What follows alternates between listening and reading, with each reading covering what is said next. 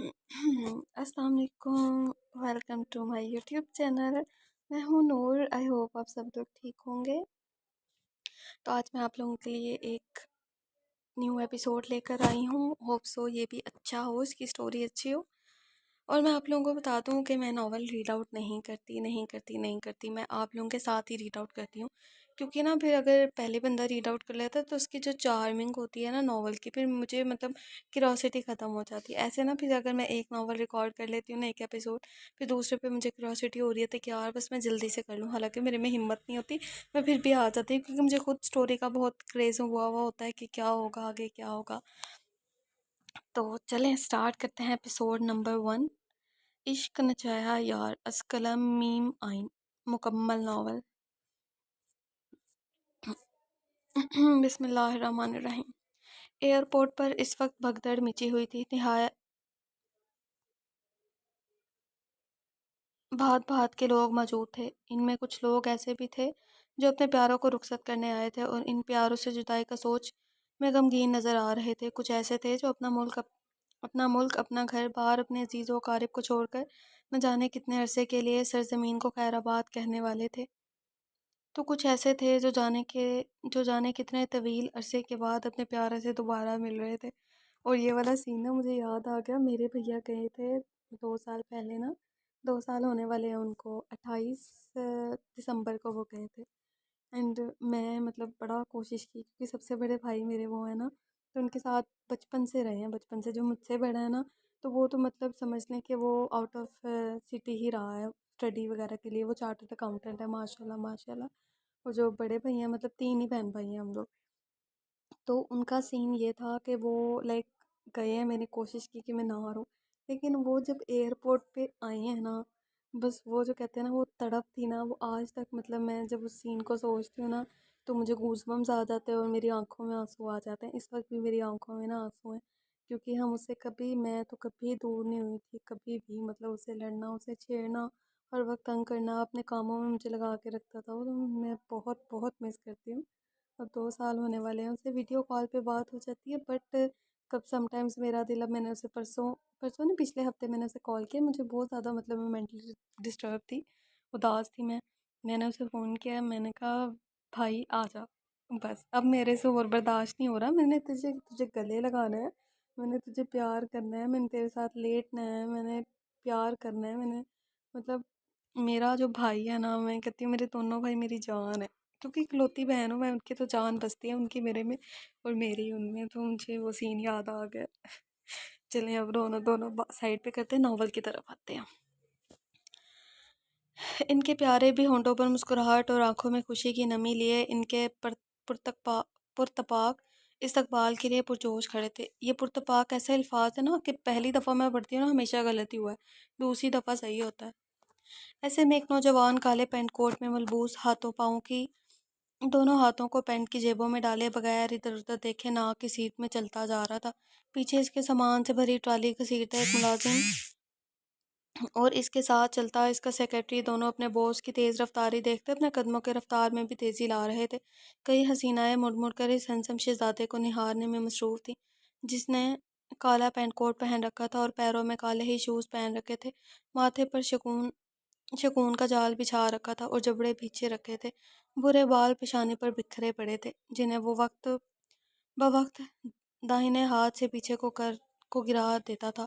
दाहिने हाथ पर ही राडो की सियाह डायल वाली वॉच वाली कीमती घड़ी पहन रखी थी, जो इसकी मजबूत मर्दाना कलाई पर खूब जच रही थी। आंखों पर सियाह चश्मा होने के बायस आंखें गैर वाज़ेह थी, पर तिखे आईब्रो के दरमियान पड़ती सिलवटें यही जाहिर कर रही थी कि मुकाबिल ने आंखें सुकेड़ रखी हैं। तीखी नाक पर गुस्सा पहरा दे रहा था, जबकि अनाबी होंठ सख्ती से आपस में पिबसते। मोबाइल बजने की आवाज़ पर इसने पल ब, इसने पल को रुक कर जेब से मोबाइल निकाल कर चश्मे के पीछे छुपी आंखों के सामने किया। ये इसका पर्सनल नंबर था। वो दाएं हाथ से मोबाइल पकड़ता बाएं हाथ की 2 उंगलियों से अपनी हल्की भूरी शेव सहलाने लगा। मैसेज पढ़ते इसने मोबाइल वापस जेब में डाला और एक सरसरी नज़र आसपास के माहौल पर डाली। लड़कियों को नजरें अपने सिरापे पर टिकी पाकर वो तल्खी से मुस्कुरा दिया। अगर इनमें से कोई ये जान लेता कि इस मजबूत और مضبوطو پتہ نہیں تندر لکھا ہوا ہے۔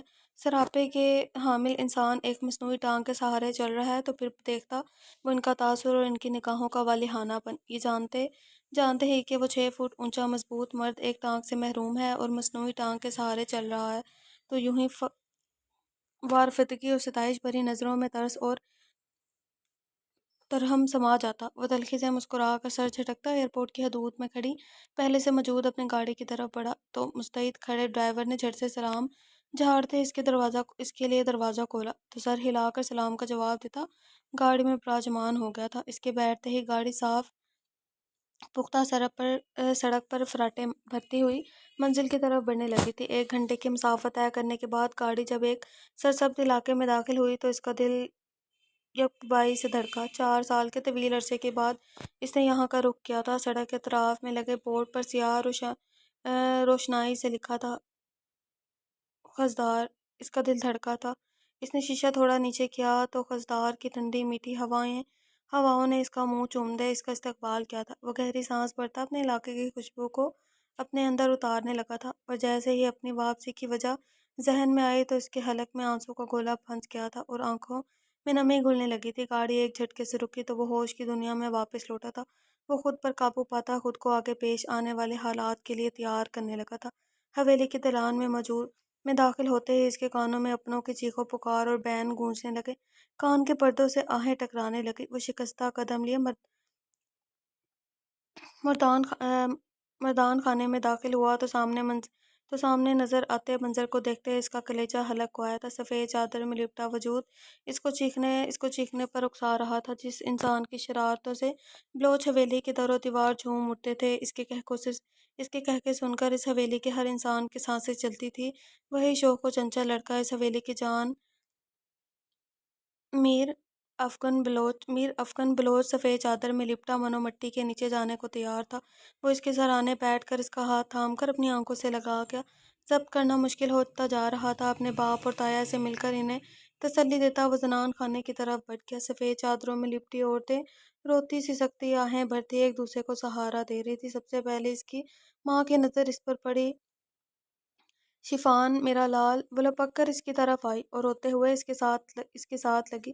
اس کا چہرہ ہاتھوں میں تھامتی اس کا منہ چومنے لگی۔ ماں کا لمس ملتے ہی اس کا ضبط ٹوٹا اور ایک آنسو آنکھ سے پھسلتا ہوا اس کی داڑھی میں جذب ہو گیا تھا۔ وہ ماں کو خود سے الگ کرتا بڑی ماں کی طرف بڑھا، ان کو اپنے ساتھ لگا گیا۔ وہ ایک مرتبہ پھر ٹوٹ پھوٹ کر رو دی۔ صبر کرے میری بڑی اماں، ہائے ہائے چلیں صبر کریں بڑی ماں، وہ ہمارے پاس اللہ کی امانت تھا نا، تو اس نے واپس لے لی اپنی امانت۔ ہر آنے والے کو واپس جانا ہی ہے ایک نہ ایک دن۔ یہ دنیا فانی ہے، کسی چیز کو بقا نہیں سوائے اس پاک ذات کے۔ آپ صبر کریں، یوں رو کر اس کی روح کو تکلیف نہ دیں، بلکہ اس کے آگے کی آسانی کی دعا کریں۔ اسے ہماری دعاؤں کی ضرورت ہے بس اس وقت۔ وہ ان کا سر تھپ تھپاتا اپنے دل پر قابو پاتا انہیں تسلی دینے لگا تھا۔ کیسے صبر کروں شفان، کیسے؟ میرے دل کا ٹکڑا تھا وہ، جس طریقے سے ان ظالموں نے میرے بچے کو موت کے گھاٹ اتارا ہے، مجھے کیسے صبر آئے؟ میرا دل پھٹ رہا ہے شفان۔ اپنی ماں کی باتیں سنتی ذوحان پھر سے سسکنے لگی تو مرزا شفان بلوچ اسے بھی اپنے حصار میں بھر گیا۔ وہ اس کے بازو سے لگی سسکنے لگی تھی۔ ان کا غم جتنا بڑا تھا، صبر بھی آتے آتے ہی آنا تھا۔ سرخ بھاری اور روسی جوڑے میں پور سجی وہ اس وقت آئینے کے سامنے بیٹھی خود پر نظر ٹکا کر ایک ہی سوچ میں مبتلا تھی، کیا وہ واقعی ایک دلہن تھی؟ کیا دلہن سچ میں ایسی ہوتی ہے؟ یہ ہار سنگار اس نے کرنے کا بھی سوچا تھا، پر یہ ہار سنگار اس شخص کے لیے تو نہ تھا جس کے لیے اس نے سوچ رکھا تھا۔ دل میں کسی اور شخص کو بسائے ہوئے کسی اور کے نام کا ہار سنگار کس قدر تکلیف دیتا ہے، کوئی اس وقت اس سے پوچھتا۔ گلے میں لپیٹا ہیروں سے جڑا بھاری ہار اسے اپنے گردن کے گرد لپیٹا اژدہا محسوس ہو رہا تھا، ہر وقت ٹسنے کو تیار۔ کلائیوں میں پہنے جڑاؤ کنگن اسے ہتکڑی کی طرح محسوس ہو رہے تھے، جو عمر قید کرنے کو پہنا دیے گئے تھے۔ ایک بھاری غمگین سرگوشی اسے اپنے کان میں سنائی تھی۔ سردارنی، جس دن تم اس سردار کے نام کا جوڑا پہن کر اپنے آپ کو پور سجا کر اس سردار کی سیج سجاؤ گی، واللہ اس دن مجھ پر لازم ہو جائے گا کہ میں رب کے حضور چیخ چیخ کر اپنی خوش بختی پر شکر ادا کروں اور اس گاؤں کے ہر شخص کو بتاؤں کہ دیکھو تمہارے سردار نے اپنی سچی لگن کی بدولت اپنی محبوبہ کو ہمیشہ ہمیشہ کے لیے اپنا مقدر کر لیا ہے۔ ہاتھ میں پڑی چوڑیاں دباؤ بڑھنے سے ٹوٹ کر کئی حصوں میں ٹوٹ کر اس کی ہتھیلی کو زخمی کر گئی تو وہ سسک کر یادوں کے حصار سے باہر آئی۔ زخمی ہاتھ سے ہوتی ہوئی اس کی نظر سامنے نظر آتے اپنے عکس پر پڑی تو وہ حیران رہ گئی۔ کئی آنسو اس کے گال سے پھسل پھسل کر نیچے گرے تھے۔ اس نے ہاتھ بڑھا کر اپنی انگلیوں کی پورت سے اپنے گالوں کو چھو کر دیکھا، جسے جانچنا چاہ رہی ہو کہ کیا واقعی بے مول پانی اس کے آنسو ہیں؟ کیا ابھی تک ان سبز کٹوروں میں اتنی نمی باقی تھی کہ یوں برسات ہوتی؟ اتنے میں دروازہ کھٹکا اور دو لڑکیاں روتی ہوئی اندر داخل ہوئی۔ وہ اس کی طرف لپکی، غضب ہو گیا صاحبہ، تو بیٹھے بٹھائے لٹ گئی، ہائے اور برباد ہو گئے ہم۔ ان کے رونے پیٹنے پر اس کا ساکے دل دھک دھک کرنے لگا تھا۔ کیا ہوا ہے؟ تم لوگ رو کیوں رہی ہو اور اس طرح بولنے کا کیا مقصد ہے؟ اس کے پوچھنے پر وہ دونوں آنکھوں میں بے بسی لیے ایک دوسرے کی طرف دیکھنے لگے۔ سردار اکرم بلوچ کے بیٹے کا قتل ہو گیا ہے اور قتل کرنے والا جانتی ہو کون ہے؟ فائق چودھری۔ جرگہ بیٹھ چکا ہے، نہ جانے اب کیا فیصلہ ہو۔ وہ اس کا زرد پڑتا چہرہ دیکھے بغیر اپنی بات مکمل کر کے واپس دروازے کی طرف بڑھ گئی۔ جب وہ دل میں اٹھتے درد پر قابو پاتی انہیں آواز دے گئی، سنو، سردار اکرم بلوچ کے کس بیٹے کا قتل ہوا ہے؟ یہ سوال کرتے اس کا دل خون کے آنسو رونے لگا۔ ضبط کی ہر دیوار جیسے ٹوٹنے کو تھی بس۔ سردار کا چھوٹا بیٹا مرزا افغان بلوچ۔ یہ جواب سنتے وہ پیچھے کرسی پر ٹھہر گئی، جہاں اپنے پیا کی زندگی کی نوید نے اس میں ایک نئی روح پھونک دی تھی، وہیں اس کے اپنے بھائی کے لیے بے پناہ محبت یاد کرتے اسے نئے وہم ستانے لگے۔ کچھ دیر بعد اسے سننے کو ملا تھا کہ سردار نے قصاص مانگا ہے، اور وہ یہ بات اچھے سے جانتے تھے کہ قصاص میں مقتول کی بہن جائے گی، اور یہ بات بھی کہ کس شخص کے ساتھ مقتول کی بہن کو وانی کیا جائے گا۔ اس نے ضبط کرتے اپنی آنکھیں میچ کر کھولی تھی تو سامنے ہی فائق چودھری کی بہن علینا چودھری روتی بلکتی بیان کر رہی تھی۔ صاحبہ چودھری کو اپنی قسمت پر روتی بلکتی اینا علینا چودھری کی قسمت پر بے پناہ رقص آیا تھا، جو اس شخص کا نصیب بننے جا رہی تھی جو صاحبہ چودھری کی تہجد میں مانگی گئی اولین دعا تھی۔ وہ شخص جو کبھی صاحبہ چودھری پر جان مارتا تھا۔ چیختی چلاتی اینا کو جب جرگے کے لیے لے کر جایا گیا تو صاحبہ پتھرائی نظروں سے یہ منظر دیکھتی ہی ایک دم چیخ چیخ کر رونے لگی۔ قسمت کی دیوی نے اداس نظروں سے اس حسن کی ملکہ کو دیکھا تھا جو اپنا سب کچھ ہار بیٹھی تھی۔ یہ بلوچستان کے ایک گاؤں خضدار کے ایک بڑے میدان کا منظر تھا، جہاں برگد کے قدیم اور قد آور درخت کے نیچے اس وقت چودھریوں اور بلوچوں کے درمیان ہونے والے غمگین تنازع پر پنچایت بیٹھی ہوئی تھی۔ درخت کے عین نیچے بچھے مرکزی تخت پر پنچایت کے مغرور سربراہ مولانا عبدالحق صاحب، جو کہ ایک مولانا بھی تھے، سفید کڑکڑاتے شلوار قمیض میں ملبوس، ٹانگ پر ٹانگ دھرے چہرے پر انتہائی سنجیدہ تاثرات سجائے بیٹھے تھے۔ ان کے ساتھ ہی گاؤں کے دو اور معزز اور عمر افراد براجمان تھے۔ ان کی دائیں جانب بلوچ جبکہ بائیں جانب چودھری خاندان موجود تھا۔ چودھریوں کے چہرے پر ہراس و خوف صاف واضح تھا، جبکہ بلوچوں کے چہرے پر ضبط سے سرخ پڑ رہے تھے۔ مولانا عبدالحق نے گلا کنگھارتے بات کا آغاز کیا، جیسا کہ صاف واضح ہے کہ چودھری انور کے بیٹے چودھری فائق نے سردار اکرم بلوچ کے چھوٹے بیٹے مرزا افغان بلوچ کو اپنی بندوق سے 3 گولیاں ماری، جن میں سے 2 اس کے سینے میں جبکہ ایک اس کے دماغ میں پیوست ہوئی۔ وہ موقع پر ہی جان کی بازی ہار گیا۔ وہاں موجود 2 گواہوں کی گواہی کے بعد چودھری فائق نے خود بھی تسلیم کیا کہ اس نے ہی قتل کیا ہے۔ یہ پنچایت مرزا افغان بلوچ کے اہل خانہ کو اجازت دیتی ہے کہ قصاص طلب کرے۔ پنچایت کا فیصلہ سنتے چودھریوں کے رنگ اڑے تھے۔ میں اپنے بیٹے کے گناہ کے بدلے اپنی ساری زمینیں بلوچوں کے نام کرنے کو تیار ہوں۔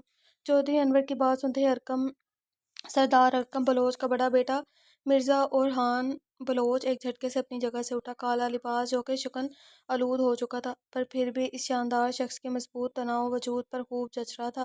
سنہری آنکھیں لہو رنگ ہو رہی تھی۔ کمان سے آبرو ماتھے کے درمیان میں بننے والی لکیروں سے جڑ رہے تھے، جبڑے بھیچے ہوئے تھے، جبکہ چہرہ ضبط سے سرخ پڑ رہا تھا۔ ہونٹ آپس میں پیوست تھے، دونوں ہاتھوں کی مٹھیاں بھینچنے سے سرخ و سفید ہاتھ کی نیلی رگیں تن گئی تھی۔ سردار ارکم نے اس کے بازو پر ہاتھ رکھا اور آنکھوں کے اشارے سے اسے تحمل سے کام لینے کا اشارہ کیا تھا۔ میں میرا جان سے عزیز بھائی قتل ہوا ہے۔ مرزا افغان بلوچ کا بھائی اور بلوچ قبیلے کے ہونے والے سردار کی حیثیت اور گرجے کے مطابق مجھے پورا حق حاصل ہے کہ اپنی مرضی کے مطابق مانگ کر سکوں، اور میرا مطالبہ یہ ہے کہ پنچایت میں موجود ہر شخص سانس روکے اس کی بات سن رہا تھا۔ بلا شبہ مرزا اور خان بلوچ اپنے الفاظ اور انداز سے ہی کسی کا بھی سانس روکنے کی صلاحیت رکھتا تھا۔ سب سانس روکے اس کے فیصلے کے منتظر تھے۔ جرگے میں اس وقت موت کا سماع تھا۔ میری مانگ یہ ہے کہ میرے بھائی کے قتل کے بدلے میں چودھری فائق کی بہن مجھے وانی کی جائے، یا مجھے خون کے بدلے خون۔ یہی میرا اٹل فیصلہ ہے اور اس میں انکار کی کوئی گنجائش نہیں۔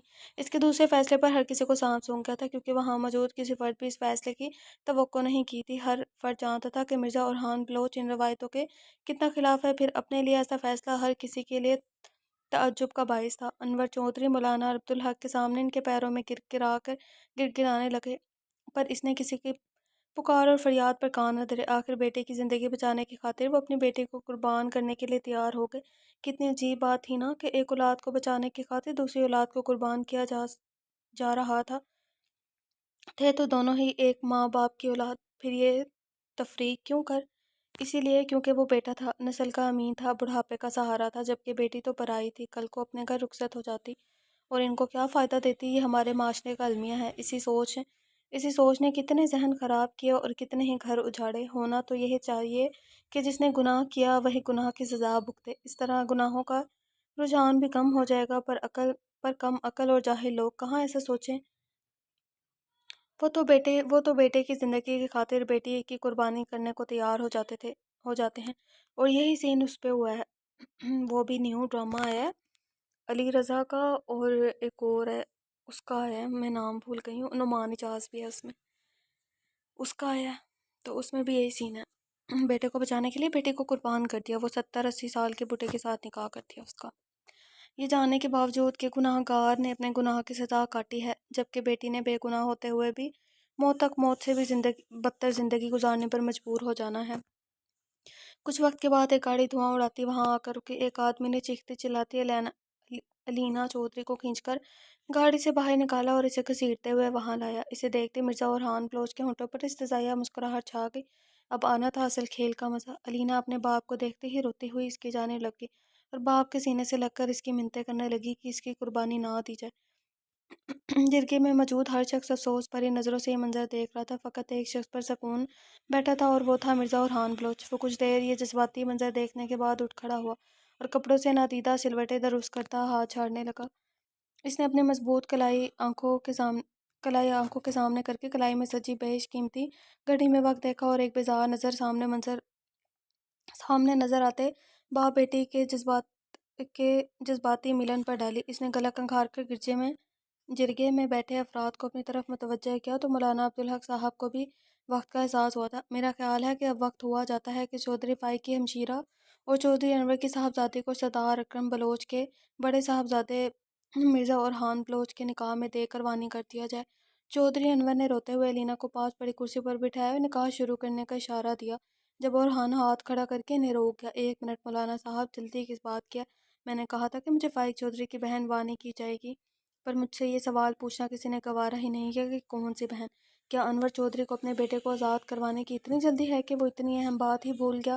اس کی بات پر جہاں جرگے میں چہم گوئیاں ہونے لگی، وہیں چودھری انور اور فائق کے چہرے سرخ پڑ گئے تھے۔ مولانا صاحب، یہ بات پہلے ہی واضح ہے کہ میری ایک ہی بیٹی ہے علینا چودھری، جو کہ اس وقت یہاں موجود ہے، تو پھر اورحان بلوچ کی اس بیجا بات کا کیا مطلب؟ فائق ناگواری سے بولا۔ جرگے میں موجود تمام افراد سوالیہ نظروں سے اورحان بلوچ کی جانب دیکھنے لگے۔ سردار اکرم بلوچ بھی نہ سمجھی سے ان کی جانب دیکھ رہے تھے۔ یہ لڑکا ہمیشہ ہی ان کی سمجھ سے باہر تھا۔ مجھے وانی میں فائق کی بہن علینا نہیں بلکہ صاحبہ چودھری چاہیے۔ صاحبہ چودھری مطلب کون ہے صاحبہ چودھری؟ یہ وہ لڑکی تو نہیں ہے جو دلہن بنی بیٹھی تھی؟ مجھے لگ رہا ہے وہ ان کے کانوں میں بم پھوڑتا اب سکون سے ان کے تاثرات دیکھ رہا تھا۔ اس کی بات سمجھ میں آتے ہی فائق اس پر جھپٹا اور اورحان سے گریبان پکڑ کر پیچھے دھکیل دیا۔ لوگوں نے دونوں کو چھڑوا کر قابو کیا تھا۔ اس خبیث کی ہمت کیسے ہوئی میرے ہونے والی بیوی کو میری بہن بول کر اسے وانی میں مانگنے کی؟ فائق کف اڑانے لگا تھا۔ پہلی بات تو یہ کہ وہ تمہاری ہونے والی بیوی تھی، ابھی تک بنی نہیں۔ دوسری بات یہ کہ وہ تمہاری خالہ کی بیٹی ہے، اس ناطے تمہاری بہن ہی لگی۔ تیسری اور سب سے اہم بات یہ کہ بھائی میرا قتل ہوا ہے اور یہ جرگہ مجھے پورا حق دیتا ہے اپنے مطالبے کا۔ اب جلد سے جلد صاحبہ چودھری کو جرگے میں پیش کیا جائے تاکہ آگے کی کارروائی بھی مکمل کی جا سکے۔ وہ اپنے رعبدارانہ انداز میں بولتا واپس اپنی نشست سنبھال گیا۔ اس کے اس فیصلے پر جہاں چودھری انور اور علینا نے وہ اپنے رعبدار انداز میں بولتا واپس اپنی نشست سنبھال گیا تھا۔ اس کے اس فیصلے پر جہاں چودھری انور اور علینا نے سکا سانس لیا، وہیں پائی کے ہاتھ سے بازی پھسل گئی۔ پر وہ اس وقت بے بس تھا، وہ چاہ کر بھی کچھ نہیں کر سکتا تھا۔ پھر تھوڑی ہی دیر میں سر جوڑے میں سجی بت بنی صاحبہ چودھری کو وہاں لایا تو ارحان اسے ایک نظر دیکھتا نظریں پھیر گیا۔ سردار اکرم بلوچ کے اشارے پر مولوی صاحب نے نکاح کے کلمات ادا کرنے شروع کیے اور چند سانوں میں ہی صاحبہ چودھری کے تمام حقوق مرزا ارحان بلوچ کے نام کر دیے گئے۔ تمام افراد ایک ایک کر کے رخصت ہونے لگے تو انور چودھری بھی ارحان یا صاحبہ پر ایک بھی نظر ڈالے بغیر آتش فشاں بنے فائق کو لے کر وہاں سے نکل گئے۔ ارحان بلوچ کے ایک ملازم نے زمین پر گٹھری بنی بیٹھی صاحبہ کو گاڑی میں ڈالنے کے لیے اس کی جانب قدم بڑھا دیے، اس سے پہلے کہ صاحبہ کا بازو تھامتا ہم، ہم، اس سے پہلے کہ وہ صاحبہ کا بازو تھامتا ارحان نے اس کا بڑھتا ہوا ہاتھ اپنے مضبوط ہاتھ کی سخت گرفت میں لے کر اس کے ہاتھ کو ایک جھٹکے سے موڑا اور اس ملازم کی زوردار چیخ گرد و نواح میں پھیل گئی۔ تمہاری ہمت کیسے ہوئی کہ تم مرزا ارحان بلوچ کی ملکیت اس کی بیوی کو چھونے کا سوچنے کی بھی جسارت کرو؟ وہ لہو رنگ آنکھیں اس ملازم کی آنکھوں میں کاٹ کر دھاڑا تھا۔ معاف کر دیں سرکار، اس ناچیز کو میں تو صرف… اس سے پہلے کہ وہ اپنا جملہ مکمل کرتا ارحان ایک جھٹکے سے اسے زمین پر پھینک گیا اور خود صاحبہ کی طرف بڑھا۔ اس نے بے جان مورت بنی صاحبہ کو کندھوں سے تھام کر ایک جسم میں اٹھایا اور وہ بے اختیار اس کی قمیض مٹھیوں میں جکڑ گئی۔ اس نے لرزتے ہوئے دھیرے سے اپنی سبز آنکھیں وا کی جو سیدھا سرخی لیے بھوری آنکھوں سے جا ٹکرائی۔ وہ ارحان خود پر ضبط کرتا اپنی بھوری آنکھیں اس کی ہرنی آنکھوں سے ہٹا گیا اور اس کا بازو دبوچ کر اسے گاڑی کے پاس لا کر پچھلی سیٹ پر دھکیل کر زور سے دروازہ بند کیا اور خود اگلی سیٹ پر براجمان ہو گیا۔ گاڑی بلوچ حویلی رکی تو وہ بغیر اس پر ایک بھی نظر ڈالے گاڑی سے نکلتا مردان خانے میں چلا گیا۔ وہ دو ہٹی کٹی عورتیں گاڑی کی جانب بڑھی تو اس کے کرخت تاثرات اور خطرناک انداز دیکھ کر صاحبہ کا دل سکڑ گیا۔ ان میں سے ایک نے آگے بڑھ کر دروازہ کھولا اور صاحبہ کو بازو سے پکڑ کر باہر نکالا تھا۔ چھوڑو مجھے ظالم عورت! وہ خود کو اس ظالم گرفت سے چھڑوانے کی کوشش کرنے لگی پر ایسا ممکن نہ ہو سکا۔ اس مرد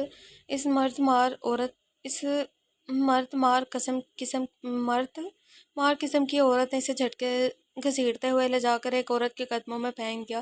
زمین پر گرنے سے اس کے روسی لباس پر لگے گھنگرو اس کی جلد میں گھسنے لگے تو تکلیف کے مارے اس کی لبوں سے آہ نکلی اور آنکھوں میں پھر سے نمی بھر گئی۔ دوپٹہ دھلک کر کندھوں پر گر چکا تھا۔ ہاتھ میں پہنی کانچ کی چوڑیاں ٹوٹ کر کلائی میں چبھ کر اسے لہو لہان کر چکی تھی۔ اس سے پہلے کہ وہ سر اٹھا کر اس ہستی کو دیکھتی جس کے پیروں میں اسے پھینکا گیا تھا، مقابل نے اسے بالوں کی چوٹی سے پکڑ کر اوپر کھینچا تو اس کی حلق سے چیخ برآمد ہو گئی۔ ایسا لگ رہا تھا جیسے بال جڑوں سمیت اکھڑ گئے ہوں۔ اگلے ہی پل بھاری زنانہ ہاتھ اس کا تھپڑ اس کا دماغ ہلا گیا۔ ڈائن! میرا ایک بیٹا کھا کے اور دوسرے کو بھی پھانس لیا۔ ارے قصور ہی کیا تھا میرے معصوم بچے کا جو تمہارے اس نامراد عاشق نے بے دردی سے میرے جگر کے ٹکڑے کا سینہ چھلنی کر دیا۔ ایک بیٹے کو تمہارا عاشق کھا گیا اور دوسرا تم نے اپنے پلو سے باندھ لیا۔ تم نے سوچ بھی کیسے لیا کہ میں تم جیسی حرافہ کو اپنے گھر میں اپنے بیٹے کی زندگی میں برداشت کروں گی؟ رانی او رانی! تیز دھار کینچی لے کر آ چلتی۔ آج اس حرافہ کو سبق سکھاؤں گی میں۔ سب سے پہلے تو میں اس کی یہ چوٹی ہی کاٹوں گی۔ عورت کی چوٹی اس کی شان سمجھی جاتی ہے نا، تو شروعات یہیں سے کی جاتی ہے۔ رخسار ارقم جو کہ ارحان کی ماں تھی، وہ صاحبہ کو کوستی بکتی آخر میں اپنی خاص ملازمہ کو کینچی لانے کا حکم دینے لگی تو اس کی بات سن کر صاحبہ کے رونگٹے کھڑے ہو گئے۔ رانی نامی ملازمہ چراغ کے جن کی طرح ایک پل میں ہی کینچی لے کر رخسانہ بیگم کی خدمت میں حاضر ہو چکی تھی۔ اس کے اشارے پر دو ملازموں نے صاحبہ کو دونوں بازوؤں سے پکڑا اور رخسار بیگم کینچی پکڑے اپنے ہاتھ اس کی لمبی چوٹی کی طرف بڑھا گئی۔ وہ بے بسی اور اہانیت کے احساس سے بلکنے لگی۔ اس سے پہلے کہ کینچی صاحبہ کے بالوں کو چھوتی وہاں تیزی سے داخل ہوتا ارحان ان کے ہاتھ سے کینچی چپٹتا دور پھینک گیا تھا۔ یہ کیا ہو رہا ہے یہاں؟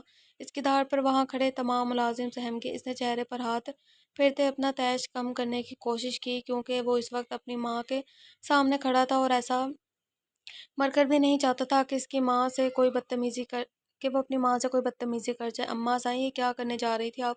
आपको एक पल भी ख्याल नहीं आया कि आप इस हवेली की इज्जत को ही सबके सामने बेइज्जत कर रही थी? इसके लहजे में बेबसी आ समाई थी। नहीं है इस हवेली की इज्जत, खून बहा में आई लड़की कभी इज्जत हासिल नहीं कर पाती। मेरे लिए सिर्फ मेरे बेटे के कातिल की महबूबा है बस। इसके आशिक ने मार दिया मेरे बेटे को। वो इसकी बात काटती चीख उठी थी, जबकि इनके अल्फाज सुनकर और बलोच के जब्त की तनावटें टूटने लगी थी। बस कर दे अम्मा साई, बस कर दे प्लीज़। ये मेरे निकाह में आई है, इसके साथ कैसे सलूक करना है ये मेरा और इसका मामला है। मैं किसी तीसरे को इस बात की इजाज़त नहीं दूंगा कि वो इसके लिए कोई सज़ा मुंतखब करे। यहाँ खड़ा हर इंसान अपनी आंखें खोल कर देख ले और कान खोल कर सुन ले कि साहिबा ओरहान बलोच, मिर्ज़ा ओरहान बलोच की इज़्ज़त है, और ओरहान बलोच को अपनी इज़्ज़त करवाना अच्छे से आती है। वो सब पर एक नज़र डालकर गरज कर कहता सबकी सांसें हलक में अटका चुका था। इसके अल्फाज की दहशत वहाँ मौजूद हर इंसान को सहमा चुकी थी। रुखसार बेगम तनफन करती वहाँ से निकल गई तो इसकी खास मुलाजमा भी इसके पीछे लपकी, और हाँ ने नीचे झुककर साहिबा को बाहों में भरा और बगैर इस पर गलत निकाह डाले वो नाक की सीट में चलता हुआ ऊपर मौजूद अपने कमरे का रुख कर गया था। घर में होने वाले हंगामे से पल्लू छुड़वाती वो अपने कमरे में आ बैठी। इसकी माँ ऐसी तो ना थी, वो तो बहुत नरम दिल और नरम मिजाज खातून थी।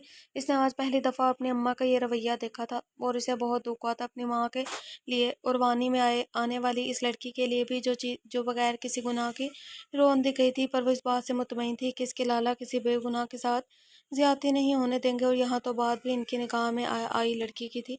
कमरे का खालीपन इसे काट खाने को दौड़ रहा था। ज़्यादा वक्त तो नहीं गुजरा था इस बात को जब यहाँ इसकी बेस्ट बडी रूमी और इसके कहके गूंजा करते थे। वो पुराने पल याद करती आंखें नम करने में मशगूल थी जब दरवाज़ा धीरे से खुला और फिर बंद भी हो गया। पर वो इसी पोजीशन में ज़रा बराबर भी फर्क न आया था, और यूं ही बाजू टांगों के गिर्द लपेट कर इस पर सर धरे बैठी रही। आने वाला भारी कदमों की धमक अपने पीछे छोड़े कदम कदम इसकी तरफ बढ़ रहा था, और वो फिर ऐन इसके सामने रुकता अपना हाथ बढ़ाकर इसका चेहरा ऊंचा कर गया था। कैटी, सालों बाद इसकी जानिब से बोला गया ये अल्फाज इसके दिल को तड़पा गया। न चाहते हुए भी इसके होंठों से सिसकी निकली थी। अरे मेरी कैटी तो बहुत बहादुर और मजबूत लड़की थी। ये बात बात पर रोने वाली रोंदू लड़की कौन है भाई? वो लहजे में मसनूई हैरत सजाकर बोला तो वह नजरें झुकाई फिर से रोती। इसकी आंखों से बहता पानी देखकर वो एक गहरी सांस भरता इसके पास बैठ गया। इसके बैठने पर वो थोड़ा खिसक कर इससे दूर होने लगी, पर वो इसके शानों के गिर्द अपना मजबूत हसार करता इसे पास खींच गया। इस सूरत हाल में भी इसका दिल इसकी कुर्बत पर धड़क उठा था, जबकि वो इसकी सोचों से बेनियाज इसका सर पड़ता हाथ अपने भारी हाथ में थाम कर गोया हुआ था। देखो कैटी, मैं जानता हूँ कि भाई के जाने का गम बहुत बड़ा है। ये कोई छोटी बात नहीं है। जो वो सिर्फ तुम्हारा भाई तो नहीं था, मेरा भी भाई था, जो मुझे जान से अजीज था। मैंने भी तो अपना प्यारा खोया है। क्या मुझे भी हर वक्त इसे याद करके रोना चाहिए, शोक मनाना चाहिए? नहीं कहती, हमें ये नहीं करना चाहिए। हमें इसके लिए अगले जहाँ की आसानी का वसीला और दुआ करनी चाहिए। इस वक्त इसको हमारे आंसू की नहीं, हमारी इसके हक में की गई दुआओं की ज़रूरत है। बजाय इसकी याद करके आंसू बहाने के, उठकर वज़ू करके रब के हजूर इसकी बख्शिश की दुआ करो। रब के सामने रोकर गिड़गिड़ा कर इसकी निजात की दुआ मांगो। अपना बहन होने का हक यूं ही अदा कर सकती हो बस। ना यूं इसके लिए रोकर तुम इसके लिए मोहब्बत जाहिर नहीं करी, बल्कि इसकी रूह को तकलीफ दे रही हो। इसकी तमाम बातों से मुत्तफिक होते ज़ोहा ने आखिरी बात पर तड़प कर शिफान की जानिब देखा था। नहीं नहीं शिफान लाला, मैं कैसे अपने बेस्ट बेटी को तकलीफ में देख सकती हूँ? देखिएगा, मैं अल्लाह पाक से ज़्यादा दुआ करूँगी कि अफ अफ़गन लाला की बख्शिश फरमा दे, मेरे इन्हें तकलीफ़ ना दे। वो तकलीफ़ से कहती चेहरा हाथों में छुपा के वो इसे दुख से देख गया। वो सबसे छोटी इनकी छोटी सी जान थी, जो हमेशा हंसी खिलखिलाती इनकी आंखों की ठंडक पहुंचाती थी। वो होले से इसका सर थपथपा कर उठ खड़ा हुआ तो जोहान ने भी वजू करने के लिए बाथरूम का रुख किया था। अच्छा, ये जोहान जो है ना, ये लड़की का नाम है। राइटर का भी कुछ पता नहीं चलता क्या क्या लिख देती है। वो इसे लेते कमरे में दाखिल हुआ और झटके से इसे बेड पर डाला। साहिबा करा कर रह के इससे डरते डरते इसकी जानिब निगाहें उठाई, जो लहू चुपकाती आंखों के किनारों को दबाता कमरे में यहाँ से वहाँ चक्कर लगा रहा था।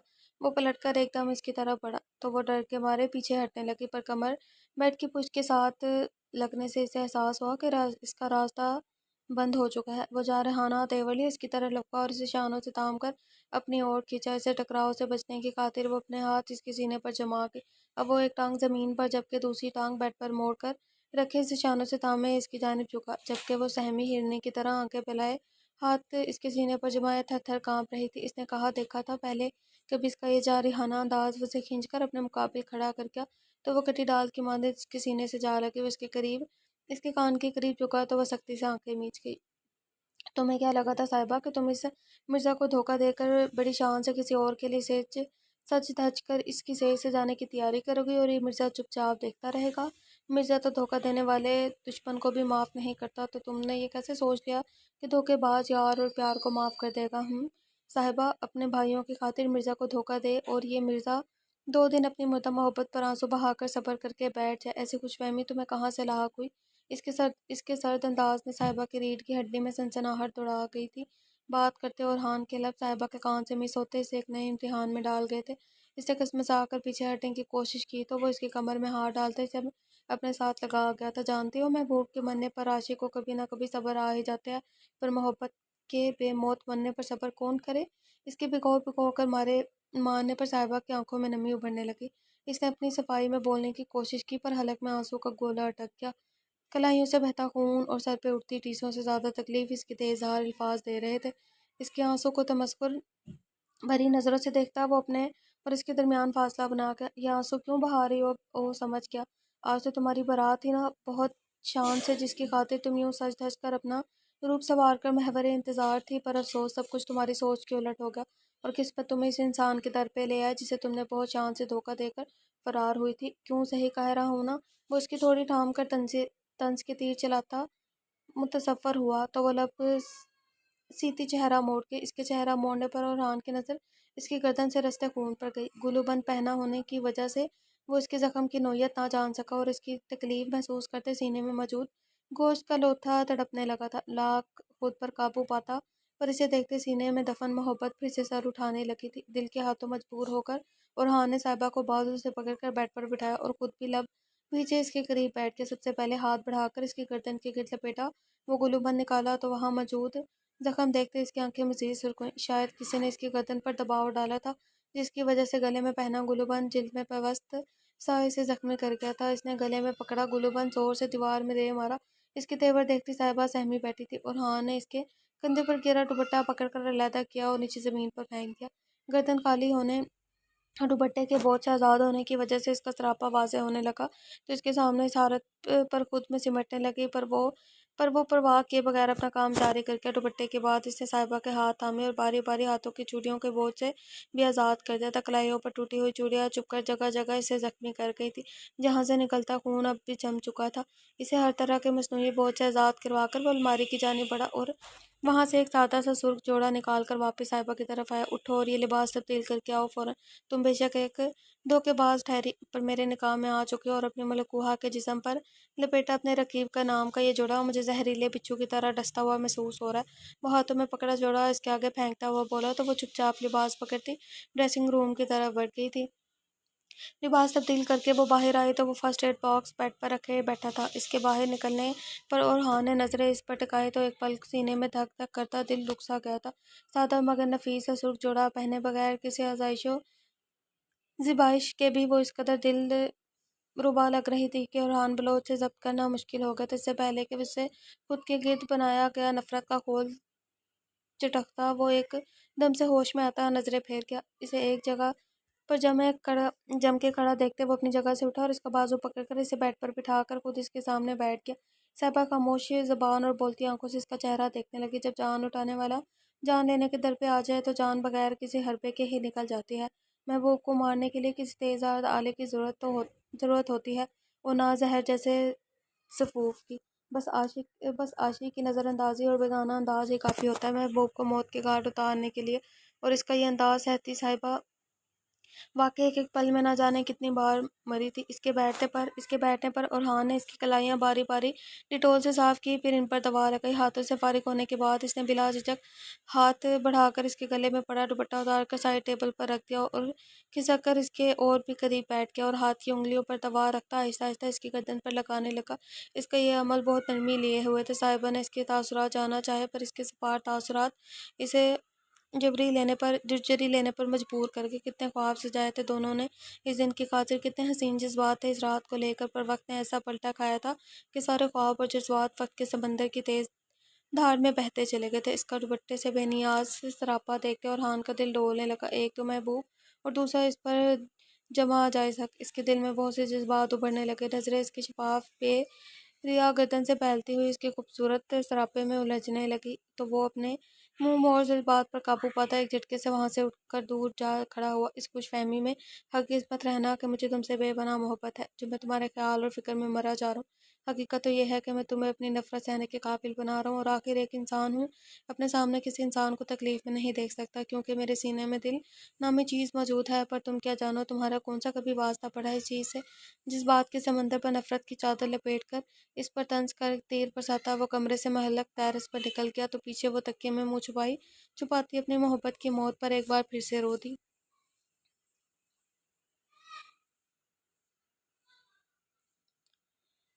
صبح بلوچستان کے ایک گاؤں خسار میں بنی بلوچ حویلی، جو کہ خوبصورتی اور عالی شان و شوکت کے باعث ایک شاہکار مانی جاتی تھی، اس میں دو خاندان مقیم تھے۔ یہ تعارف ہے۔ مرزا ارکم بلوچ اور مرزا ارحم بلوچ دو ہی بھائی تھے۔ ماں باپ ایک ایکسیڈنٹ میں وفات پا گئے تو دونوں بھائی ہی ایک دوسرے کا سہارا رہ گئے تھے۔ دونوں بھائیوں میں محبت مثالی تھی۔ بڑے بھائی اکرم بلوچ، جنہوں نے باپ کی وفات کے بعد سرداری بھی سنبھالی، اور چھوٹے بھائی کو بھی۔ جہاں بڑا بھائی چھوٹے بھائی کی ہر خواہش پر لبیک کہتا، وہیں چھوٹا بھائی بڑے بھائی کی ہر بات پر سر تسلیم کم کرتا۔ دونوں کے مزاج اور عادتیں بھی ایک جیسی تھی۔ دونوں نہایت نرم اور صلح جو طبیعت کے مالک تھے۔ ارکم بلوچ کی اہلیہ رخسار بیگم تھوڑی کرخت طبیعت کی مالک تھی، جبکہ ارحم بلوچ کی اہلیہ ناز ارحم ان کی طرح ہی نرم دل اور سلجھے ہوئے مزاج کی تھی۔ ارکم بلوچ کے 3 بچے تھے۔ سب سے بڑا بیٹا 27 سالہ مرزا اورحان بلوچ، جو دو سال قبل لندن سے MBA کر کے لوٹا تھا اور شہر میں اپنا بزنس قائم کر چکا تھا، جس نے مخصوص 2 سال میں ہی اچھی خاصی بلندی حاصل کر لی تھی۔ اس کے ساتھ ساتھ وہ گاؤں میں اپنے باپ اور چچا کا بوجھ کم کرنے کی خاطر زمینوں کے حساب کتاب پر بھی نظر ڈال لیتا اور کبھی کبھار زمینوں کا چکر لگا لیتا۔ 2 سال قبل اس کی زندگی میں ایک ایسا واقعہ رونما ہوا جس نے اس کی بے رنگ زندگی میں خوشنما رنگ بھر دیے، پر کب یہ خوشی نما رنگ سیاہ بختی کے سیاہ رنگوں میں بدل گئے پتہ نہ چلا۔ اس کے بعد اب تک کسی نے بھی اورحان بلوچ کے ہونٹوں پر مسکراہٹ نہیں دیکھی تھی۔ اورحان سے چھوٹا 24 سالہ مرزا افغان بلوچ تھا، جو یونیورسٹی کا اسٹوڈنٹ تھا اور BA کے آخری سال میں تھا۔ وہ شرارتی تھا۔ افغان بلوچ حویلی کی جان تھا، جو ہر کسی کے ساتھ موج مستی کر کے کہکے لگاتا، حویلی کو ہر دن ہر پر رونق رکھتا تھا۔ اورحان کے دل کا ٹکڑا تھا۔ وہ تیسرے اور آخری نمبر پر آتی ہیں 18 سالہ ذوحان بلوچ۔ اورحان اور افغان کی چھوٹی سی گڑیا حویلی میں سب سے چھوٹا بچہ ہونے کی وجہ سے وہ حویلی بھر کی لاڈلی تھی۔ وہ اتنی خوبصورت، معصوم اور نازک سی تھی کہ بے ساختہ ہی اس پر پیار آتا تھا۔ وہ گاؤں کے ہی کالج میں زیر تعلیم تھی، جو کہ اس کے بابا سائی نے ہی بنوایا تھا تاکہ گاؤں کی بچیاں تعلیم حاصل کر سکیں۔ مرزا ارحم بلوچ کے 2 بچے تھے۔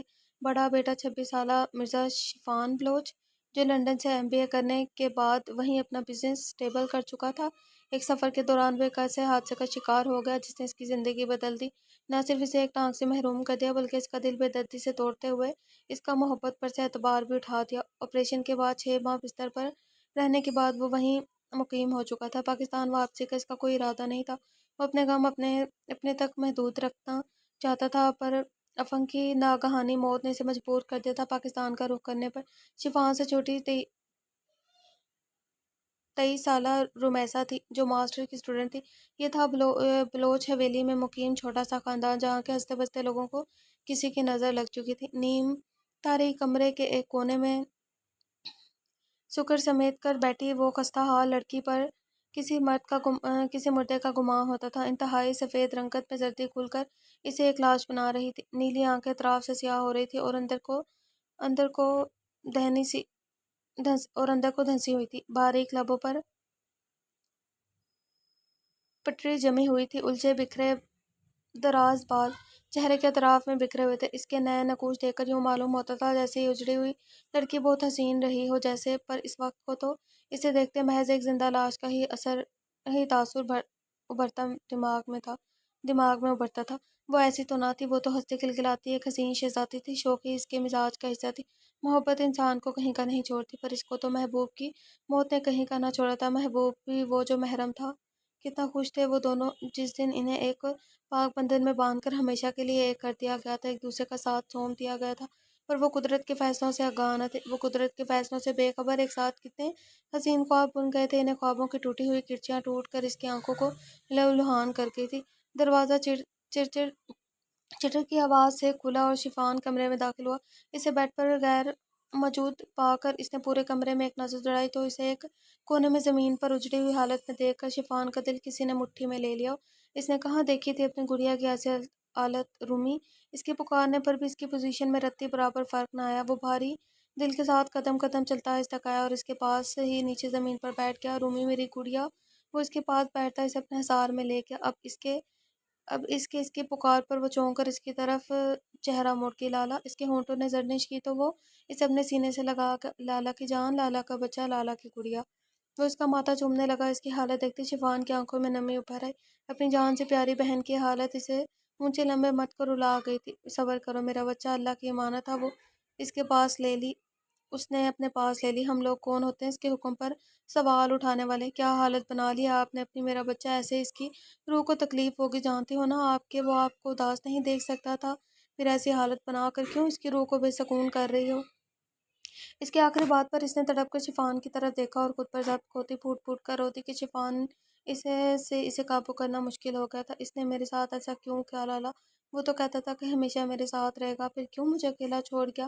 آپ جانتے ہیں نا میرے لیے کیا ہے، میں کیسے صبر کروں لالا؟ میرا دل پھٹ رہا ہے، میرا کلیجہ چھلنی ہو رہا ہے، مجھے کسی طور سکون نہیں آ رہا لالا، میں کیا کروں؟ تڑپ تڑپ کر رو کر کہتی وہ شفان کی ضبط کی آخری حدود پر لے گئی تھی۔ بس میری جان، رونا نہیں۔ کیا آپ کو اس کی روح کو تکلیف دینا چاہتی ہو؟ اس کے پوچھنے پر وہ تیزی سے نفی میں سر ہلا گئی۔ آنکھوں سے نکلتے موتی گالوں پر بہتے چلے جا رہے تھے۔ تو پھر آنسو مت بہاؤ، اب نہیں روئے گی نا میری گڑیا؟ اس کے پھر سے پوچھنے پر وہ خود پر ضبط کے پہرے بٹھاتی گالوں پر بہتے آنسو صاف کرتی انکار میں سر ہلا گئی تو اس کا ماتھا چوم کر اس کے کندھوں سے پکڑ کر بیڈ پر بٹھا گیا۔ میں کیٹی کو بھیج رہا ہوں، آپ فریش ہو کر چینج کرو، وہ تھوڑی دیر تک واپس آتا ہوں، تب تک مجھے اپنی گڑیا ایسی حالت میں نہیں چاہیے، ٹھیک ہے نا؟ وہ اس کے بال سنوارتا نرمی سے بولا تھا۔ جی۔ وہ جواب دے کر آنکھیں مون گئی تو وہ اپنی آنکھیں رگڑتا وہاں سے نکل گیا۔ یہ تھی رمیسا افغان بلوچ، مرزا افغان بلوچ کی ملکوہا اور اس کی بیوہ۔ اورحان ٹیرس سے نکلتا سیدھا ذوحان کے کمرے میں چلا گیا۔ ذوحان کے ساتھ 2 گھنٹے بتانے کے بعد جب اس نے کمرے کا رخ کیا تو اسے لگا صاحبہ سو چکی ہوگی، پر جب اس نے کمرے میں قدم رکھا تو وہ بیڈ کے وسط میں ٹانگیں کے گرد بازو باندھے گھٹنے پر سر ٹکائے بیٹھی تھی۔ وہ اسے متوجہ کرنے کے لیے اپنے پیچھے زور سے کمرے کا دروازہ بند کرتا باتھ روم میں گھس گیا۔ دروازہ بند ہونے کی زوردار آواز پر وہ ایک دم دہل کر ہوش میں واپس لوٹی تو سیدھا نظر اس بدگمان پر گئی جو باتھ روم میں داخل ہو رہا تھا۔ وہ تولیے سے باہر رگڑتا باہر آیا تو اسے ہنوز اسی پوزیشن میں بیٹھے پا گئے، جبکہ اسے باہر آتے دیکھ کر صاحبہ کے دل نے رفتار پکڑ لی۔ اسے قمیض کے بغیر دیکھتے وہ سٹپٹا کر نظروں کا زاویہ بدل گئی کہ وہ اس وقت صرف ایک ٹراؤزر پہنے ہوئے تھا۔ بالوں میں برش پھیرتے ہوئے وہ شیشے میں نظر آتے اس دشمن جہاں کے عکس کو دیکھنے لگا جو بڑی شان سے اس کے کمرے میں اس کی بیڈ پر براجمان تھی۔ وہ بال بنا کر برش ڈریسنگ ٹیبل پر رکھ کر بیڈ کی جانب قدم بڑھا گیا تو صاحبہ کا دل خوف سے دھڑک گیا۔ اٹھو یہاں سے، مجھے سونا ہے۔ وہ اس کے سر پہ کھڑا ہو کر بولا تو وہ ہونک بن کر اسے دیکھنے لگی۔ سنائی نہیں دے رہا کیا؟ اب کہ وہ تھوڑا چیخ کر بولا تو وہ اٹھنے کی بجائے مزید بیڈ کی شیٹ کے ساتھ لگ کر بیٹھ گئی۔ میں کہاں جاؤں گی؟ اس کے منمنانے پر وہ اسے گھورنے لگا۔ اتنا بڑا کمرہ ہے، جہاں مرضی چل جاؤ، پر میرے بیڈ سے اٹھ جاؤ۔ وہ سامنے پڑا صوفہ اتنا بڑا ضرور ہے کہ تم آسانی سے اس میں سما جاؤ گی۔ اب اٹھ بھی چلو، بس بیڈ سے اٹھنے کا بولا ہے، دنیا سے اٹھنے کا نہیں جو مرگ طاری ہو گیا ہے تم پر۔ وہ ہڑبڑا کر اٹھی اور تیزی سے صوفے کی جانب بڑھ گئی۔ وہ بغیر اس پر ایک نظر ڈالے بیڈ پر دراز ہو کر آنکھوں پر بازو رکھ گیا۔ اس سے پہلے کمرے کی بتی گل کرنا نہ بھولا تھا۔ وہ صوفے پر بیٹھی خوف کے زیر اثر آیت الکرسی کا ورد کرنے لگی۔ تھوڑی دیر مزید گزری تو اسے رونا آنے لگا۔ وہ اچھی طرح جانتا تھا کہ اسے اندھیرے سے ڈر لگتا ہے، پھر بھی اندھیرا کمرے میں اسے خود سے دور کر دیا۔ اس کا ننھا سا دل معصوم سا شکوہ کرنے لگا۔ وقت تھوڑا اور سرکا تو وہ اپنے خوف پر قابو پانے کی کوشش کرتی نیم دراز ہو کر आंखें बंद करके, जब अचानक कुत्तों के भौंकने की आवाज़ आने लगी। वो बगैर एक ही लम्हा ज़ाया किए सोफे से उठी और बेड की तरफ दौड़ लगाती और उसके पहलू में बैठे सिसकने लगी। साहिबा ने रोते हुए एक शिकवा कुन नज़र और हान पर डाली, जो आंखों पर बाजू दड़े नींद में गुम था, जबकि इसकी जान खौफ से हलकान हो जा रही थी। वो डरते डरते इसके पहलू में दराज हो गई और उसका चेहरा निहारने लगी। यूं ही से तकते तकते कब नींद की वादी इस पर मेहरबान होगी, इसे पता न चला। इसकी भारी सांसों की आवाज़ सुनते और हान ने धीरे से आंखों से बाजू हटाया और रुख मोड़कर इस धोखेबाज हसीना की तरफ देखा। ये वो चेहरा था जिसे देखते और बुरहान बलोच रात से दिन और दिन से रात कर सकता था। इस चेहरे का नक्श नक्श हिफ्स था इसे इसके सोने की यकीन दहानी करते। इसने हाथ बढ़ाकर इसके चेहरे पर झूलती इस लट को इसके कान के पीछे उड़ेसा और इसके चेहरे पर झूलती और हान को देखने में रुकावट पैदा कर रही थी। इसकी नीम पलके और चेहरे पर मौजूद आंसू के मीठे मीठे निशान देखकर और हान का दिल तकदीर से भर गया। वो तो अपनी सरदारनी की आंखों में एक आंसू भी बर्दाश्त नहीं करता था, और कहाँ अब खुद ही इसके आंसू की वजह बन बैठा था। पर इसे ऐसा बनने पर मजबूर करने वाली वो खुद ही थी, जिसने इसे धोखा देकर इसकी मोहब्बत इसके मुंह पे दे मारी थी। पर वो अपने इस दिल का क्या करता जो चाहकर भी इसे गाफिल न हो पा रहा था। वो लाख इसके सामने से इसने नफरत की परचाह करता है, पर हकीकत तो यही थी कि जुनूनी मोहब्बत को नफरत में बदलना आसान नहीं होता। महबूब की एक झलक के ही हर नफरत और नाराजगी पर भारी होती है। बेशक, नो डाउट, इससे मैं एग्री करती हूँ। पर साहिबा और हान की धोखा पर साहिबा ने और हान को धोखा देकर इसकी मोहब्बत के मुंह पर जो तमाचा मारा था, इसके लिए वो उसे कभी माफ़ नहीं कर पा रहा था। इसने धीरे से इसका हाथ थामा और नरमी से इसके जख्मों पर अपने सुलगते लबों का मरहम रखने लगा। वो नींद में इसका अलम महसूस करती कसमसाई तो वो धीरे से इसका हाथ नीचे रखता, इसका सर अपने कंधे पर रखा तो वो भी नींद में पुरसकून होती। मजीद इसमें घुसती इसका जब्त आजमाने लगी, पर वो खुद पर काबू पाता आंखें मूंद के। इस वाक़े को हफ्ता गुजर चुका था। साहिबा जब अगली सुबह उठी तो हान वहाँ मौजूद ही ना था। 10 बजे के करीब मुलाजमा से कमरे में नाश्ता देने आई थी। इसी से साहिबा को मालूम पड़ा कि orhan शहर रवाना हो चुका है। इसने पता पता नहीं हवेली वालों को क्या कहा था कि कोई भी इस पूरे हफ्ते में इसके पास ना आया था, ना ऐसा कोई पैगाम इस तक पहुंचाया था। वो सारा दिन कमरे में पड़ी रहती और orhan का रवैया इसकी जान निकाल रहा था। इसने कभी ख्वाब में भी नहीं सोचा था कि ऐसे सलूक का नहीं सोचा था। इसके पास मोबाइल भी ना था जो इससे रब्ता कर सकती। अभी भी बेड पर महमल सी बैठी माजी की यादों में गुम थी, जब मुलाजमा शानो वहाँ आई। ये मुलाजमा और हान साहिबा के लिए मखसूस मुख्तसर करके गया था, जो इसे हर ज़रूरत का सामान कमरे में पहुंचा देती। साहिबा ने इसे अंदर आने की इजाज़त दी तो वो परेशान से इसके पास आ खड़ी। क्या हुआ रानी, इतनी परेशान क्यों लग रही हो? सब ठीक तो है ना? इसके पूछने पर वो नफ़ी में सर हिला गई तो साहिबा को भी तशवीश होने लगी। बीबी जी, नीचे बड़ी बेगम साहिबा आपको बुला रही हैं जी। इसकी बात पर साहिबा का रंग खौफ से सफ़ेद पड़ गया। पर क्यों, मुझे क्यों बुलाया इन्होंने? इसका खौफ देखते शानों को भी दुख होने लगा था। पता नहीं बीबी जी, उन्होंने बस मुझे आपको बुलाने का बोला। तो नौकरों की वजह से कौन बताता है? और हम नौकरों की को वजह कौन बताता है जी? हम तो बस हुक्म के गुलाम हैं। जो हमें हुक्म मिलता है हम इसी की तकमील कर देते हैं जी। इसके लहजे में दुख के साथ साथ बेबसी भी दर आई थी। साहिबा जी कड़ा कर अपनी जगह से उठी और पैरों में चप्पल रेतते इसकी तलकीद में नीचे का रुख करके। इसका दिल खौफ से बेतहाशा धड़क रहा था। दलान में दाखिल होकर इसकी नज़र रुखसार बेगम पर पड़ी, जो चेहरे पर गजब लिए खड़ी थी। इसके इसके साथ ही इसकी मुलाजमा खास रानी चेहरे पर मकरूहा मुस्कुराहट सजाए इसे कमीनगी से देख रही थी। आगे आओ लड़की, इसे एक जगह पर ही जमा देकर रुखसार बेगम ने करख्त आवाज़ में इस पर हुक्म सादिर किया तो वो हलक कर गति धीरे धीरे इनकी तरफ बढ़ने लगी और एक मुनासिब फासले पर जा खड़ी हुई। कितने दिन कमरे में बैठकर मुफ्त की रोटियां तोड़ोगी? कोई चाव से नहीं ब्याह के लाई गई तुम। खून बहा में आई हो, इसलिए बेहतर है अपनी औकात न भूलो। अब किचन में दफा हो और सारा किचन साफ करो। सुस्ती दिखाओ तो अंजाम की जिम्मेदार तुम खुद होगी फिर।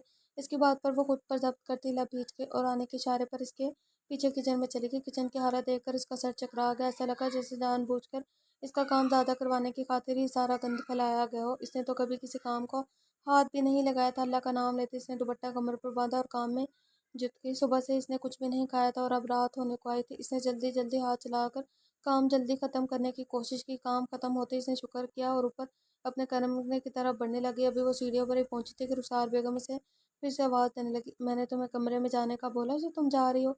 वापस आओ और आकर मेरे पाँव दबाओ। इसकी बात पर साहिबा का दिल चाहा इन्हें ठोकर जवाब दे दे, पर जानती थी कि ऐसा करने से वो इसकी عطاب کا نشانہ بن جائے گی اور یہاں اسے بچانے والا کوئی نہ تھا۔ وہ لب کھینچ کر ان کے پاس ان کے پیچھے ان کے کمرے میں داخل ہوئے اور ان کے لیٹنے پر ان کے پاؤں دبانے لگی۔ 2 گھنٹے گزر گئے پر انہوں نے ایک دفعہ بھی اسے نہیں بولا تھا کہ بس کر دو، بلکہ اس کا ہاتھ تھوڑا سا ڈھیلا ہوتا وہی اس کی جھاڑ سننے کو ملتی۔ آخرکار جب وہ گہری نیند میں چلی گئی تو اس کے سونے کا یقین دہانی کرتے ہوئے وہاں سے نکل اور کچن کا رخ کیا کہ بھوک زوروں پر تھی۔ اس نے جلدی سے جا کر فریج کا دروازہ کھولنا چاہا پر یہ کیا، فریج کا دروازہ ہی بند تھا۔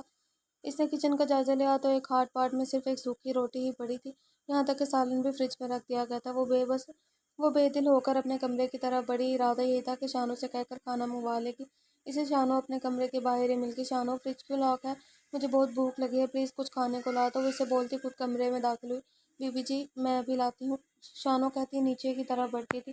صاحبہ کمرے میں آ کر فریش ہوئے باتھ روم کی طرف بڑھ گئی۔ وہ فریش ہو کر باہر آئی تو شانو سر جھکائے کھڑی تھی۔ شانو، کھانا لے کر نہیں آئی تم؟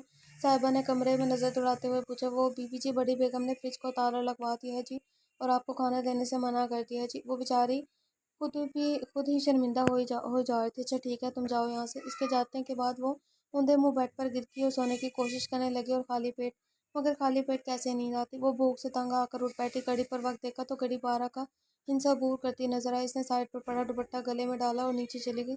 نیچے کی ساری لائٹس بند تھیں، بس ایک ہی لائٹ جل رہی تھی۔ وہ آیت الکرسی کا ورد کرتی کچن کی طرف آ گئی۔ اس نے کچن کی لائٹ جلا کر ایک دفعہ پھر فریج کا جائزہ لیا۔ وہ اب تک لاک تھا۔ ہاٹ پاٹ کھول کر دیکھا، وہی سوکھی روٹی ویسے ہی پڑی تھی۔ اس نے گلاس پکڑ کر ٹوٹی سے پانی ڈالا اور وہ روٹی بھی ایک پلیٹ میں رکھ دی اور اللہ کا نام لیتے وہ روٹی کھانا شروع کر دی۔ وہ چھوٹے چھوٹے نوالے لے رہی تھی پر بغیر کسی سالن کے۔ وہ خشک سادہ روٹی اس کے گلے میں اٹک رہی تھی۔ اس کی آنکھوں میں نمی چمکنے لگی پر بھوک ایسی تھی کہ ہاتھ پیچھے کرنے کا دل ہی نہیں چاہ رہا تھا۔ وہ ایک ہاتھ سے آنکھوں سے بہتے آنسو صاف کرتی، دوسرے ہاتھ سے روٹی کے نوالے منہ میں رکھی تھی، بیچ میں پانی کے چند گھونٹ بھر کے حلق تر کر لیتی۔ یہ کیا کھا رہی ہو تم؟ اپنے عین پیچھے اورحان کی آواز سنتے ہوئے ایک پل کو اپنی جگہ پر ساکت ہوئی پر اگلے ہی پل دوبارہ اپنے کام میں مصروف ہو گئی۔ وہ شہر سے ابھی حویلی پہنچا تھا۔ اس سے پہلے کہ وہ اوپر واقع اپنے کمرے کا رخ کرتا، اس کے نیچے کچن کی جلتی لائٹ پر پڑی تو اس کے قدم بے ساختہ ہی سمت اٹھنے لگے۔ کچن میں دبے پاؤں داخل ہوتے ہی اس کی نظر اس دشمن جاں پر پڑی جو سلیب کے ساتھ لگے کچھ کھا رہی تھی اور ساتھ رو بھی رہی تھی۔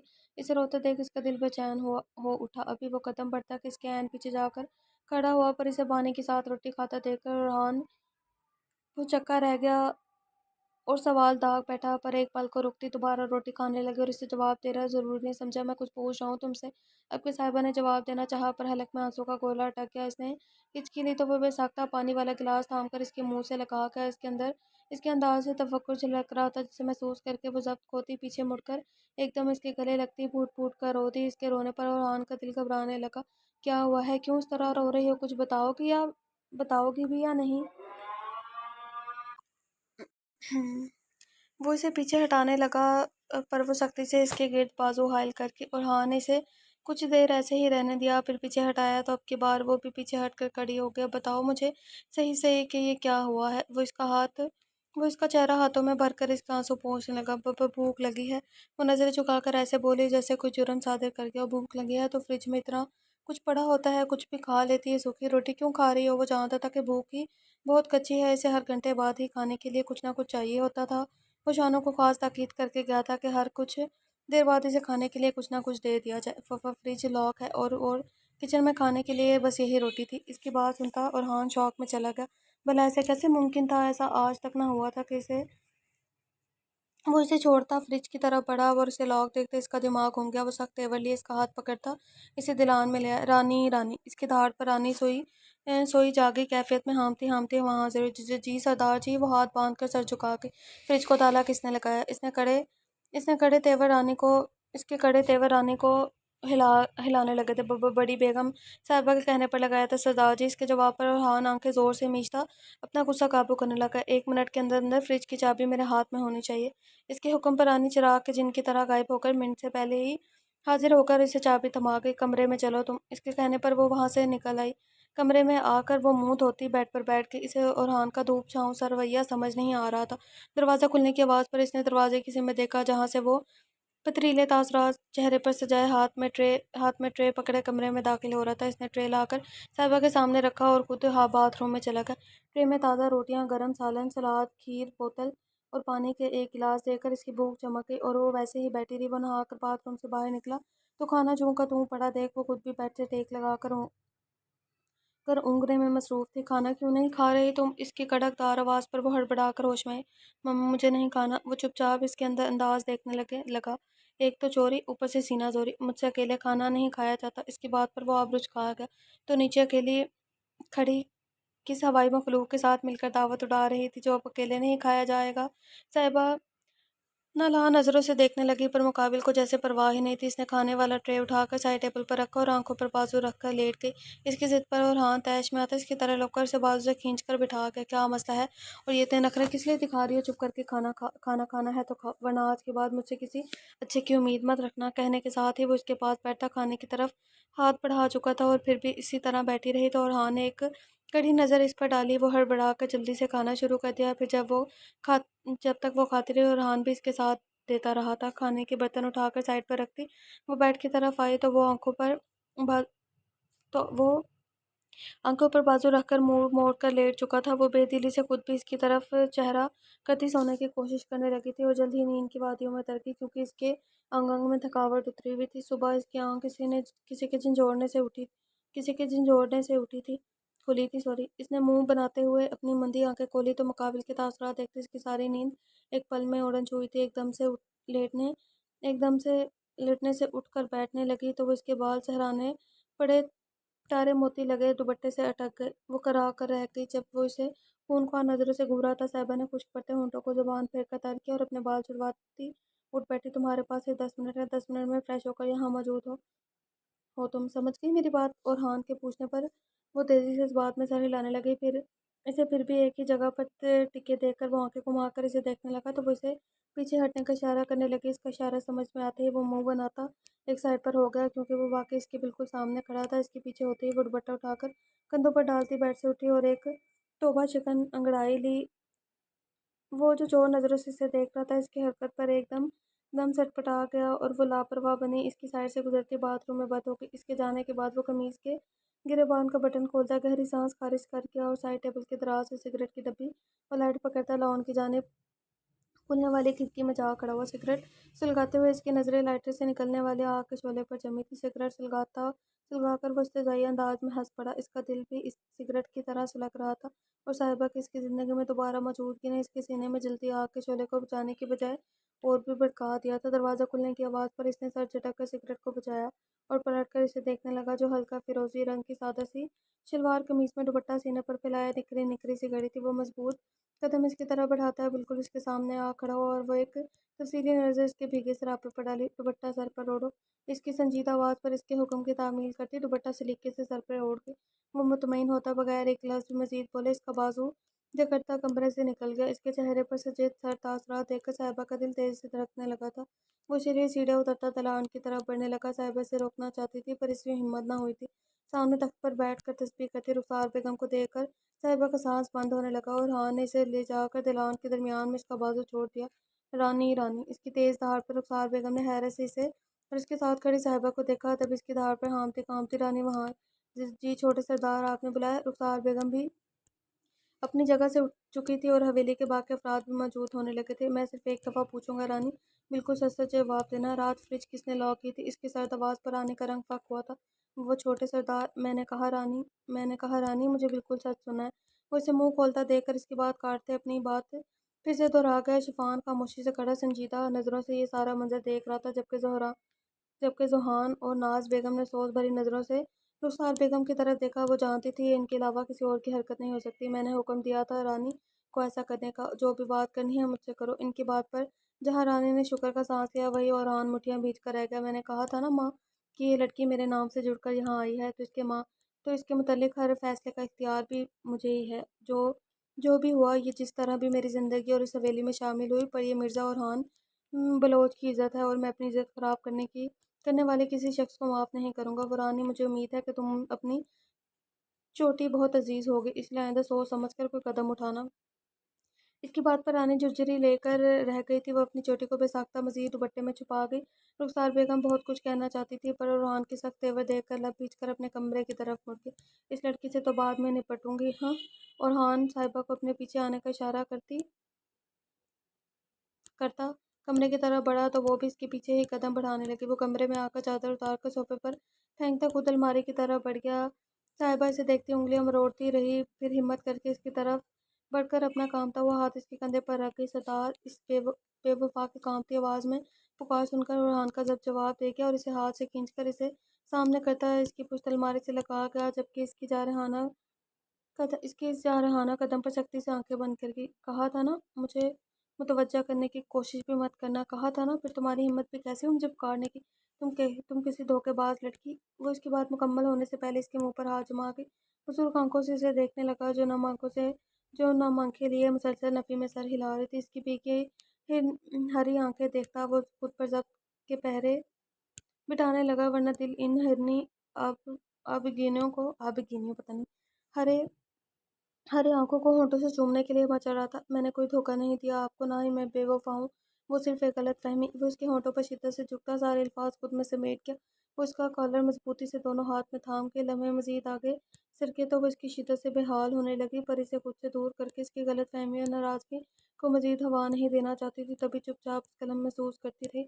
اس کی تنگ ہوتی سانسوں کو محسوس کرتے وہ تھوڑا پیچھے ہٹا اور اپنا چہرہ اس کے چہرے کے بالکل قریب کر گیا، اتنا قریب کہ اس کا ناک صاحبہ کے سرخ پڑتے ناک سے ٹکرانے لگا تھا۔ صاحبہ اپنی اتھل پتھل ہوتی سانسوں کے ساتھ اس کی قمیض کا کالر تھامے کھڑی تھی۔ اس سے پہلے کہ کوئی اور خوبصورت لمحہ ان دونوں کے درمیان آ ٹھہرتا، ارحان کے موبائل پر آتی کال نے دونوں کو ہوش دلایا تھا۔ ارحان آہستگی سے اسے دور ہٹا تو وہ بھی اس کا کالر چھوڑ کر اپنا دوپٹہ درست کرنے لگی۔ ارحان موبائل کان سے لگاتا بغیر اس کی طرف مڑ کر دیکھے کمرے سے باہر نکلتا چلا گیا۔ اس کے جانے کے بعد صاحبہ بیڈ کی طرف بڑھی اور لیٹ کر مسکراتی ہوئی کچھ دیر پہلے کا منظر یاد کرتی آنکھیں موندی وہ کچن کی طرف جا رہی تھی، جب ناز بیگم نے اسے آواز دی، ذوحان بیٹا، رشیدہ نے مشین لگائی ہوئی ہے، کپڑے دھو رہی ہے، وہ تم ایک کام کرو، شفان کے کمرے سے اس کے دھونے والے کپڑے لا کر رشیدہ کو دے دو، کیونکہ بیٹا اتنی سیڑھیاں چڑھ کر میرے گھٹنوں میں درد بڑھ جائے گا، اور تم جانتی ہو شفان کتنا غصہ کرتا ہے اگر کوئی ملازم اس کے کمرے میں جائے۔ اس کے کہنے پر وہ سر ہلا گئی۔ جی چھوٹی امی، میں ابھی جاتی ہوں، کہتے وہ سیڑھیاں چڑھتی شفان کے کمرے کی طرف بڑھ کے دروازہ کھولتے ہی مخصوص خوشبو نے اس کے اپنے حصار میں لیا تو وہ آنکھیں موند کر اس دلفریب خوشبو کو اپنے اندر اتارنے لگی۔ آنکھیں کھولتے اس نے سرد سانس خارج کی اور کپڑے پکڑنے ڈریسنگ روم کی طرف بڑھنے لگے، جب اس کی نظر سائڈ ٹیبل پر پڑے شفان کے وائلیٹ پر پڑی۔ اس نے ایک چور نظر کمرے کے بند دروازے پر ڈالی اور آگے بڑھ کر کانپتے ہاتھوں سے وائلیٹ اٹھا لیا۔ ماتھے پر آیا پسینہ صاف کرتے اس نے وائلیٹ کھولا تو اس میں ایک تصویر نکل کر اس کے قدموں میں آ گری۔ اس نے نیچے بیٹھ کر وہ تصویر اٹھا کر اس کا رخ سیدھا کیا۔ تصویر پر نظر پڑتے ہی اسے ایسے لگا جیسے پہاڑ اس کے سر پر ٹوٹ پڑا ہو۔ وہ سنہرے بالوں والی ہنستی مسکراتی انتہائی خوبصورت لڑکی کی تصویر تھی۔ اس تصویر کی شفان کے وائلیٹ میں ہونے کا مطلب صاف ظاہر تھا کہ وہ لڑکی شفان کے دل میں بستی تھی۔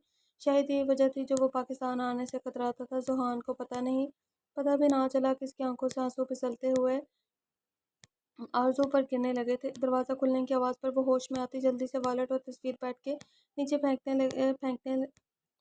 گئی۔ شفان کمرے میں داخل ہوا تو اس کی سب سے پہلے نظر زمین پر بیٹھ کر آنسو بہاتی ذوحان پر پڑی۔ وہ تیزی سے اس کی طرف لپکا، کیٹی کیا ہوا، اس طرح نیچے کیوں بیٹھی ہو، رو کیوں رہی ہو؟ اس کے پوچھنے پر وہ خاموش نظروں سے اس کی طرف دیکھنے لگی۔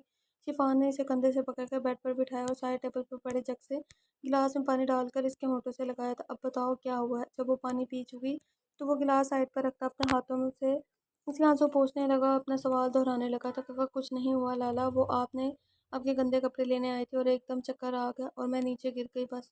اس کے کہنے پر وہ فکر مندی سے اسے دیکھنے لگا کہ کوئی چوٹ تو نہیں ہے؟ میں چلتی ہوں اب۔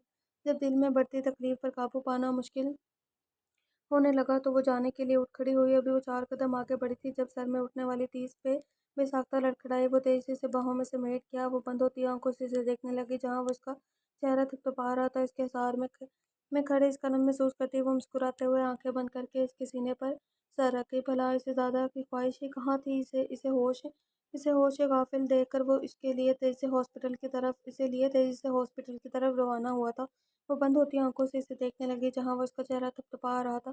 اس کے حصار میں کھڑے اس کا لمح محسوس کرتی وہ مسکراتے ہوئے آنکھیں بند کر کے یہ ہم نے پڑھ لیا۔ یا اللہ، کیا ہو گیا میری بچی کو؟ اسے کہاں لے کر جا رہے ہو شفان؟ رخسار بیگم نے اسے ذوحان کی باہوں میں اٹھائے تیزی سے باہر لے کر جاتے دیکھا تو اس کے پیچھے لپکی تھی۔ بے ہوش ہو گئی ہے بڑی ماما، ہاسپٹل لے کر جا رہا ہوں، ایک پل کو رک کر کہتا وہ اگلے ہی پل تیزی سے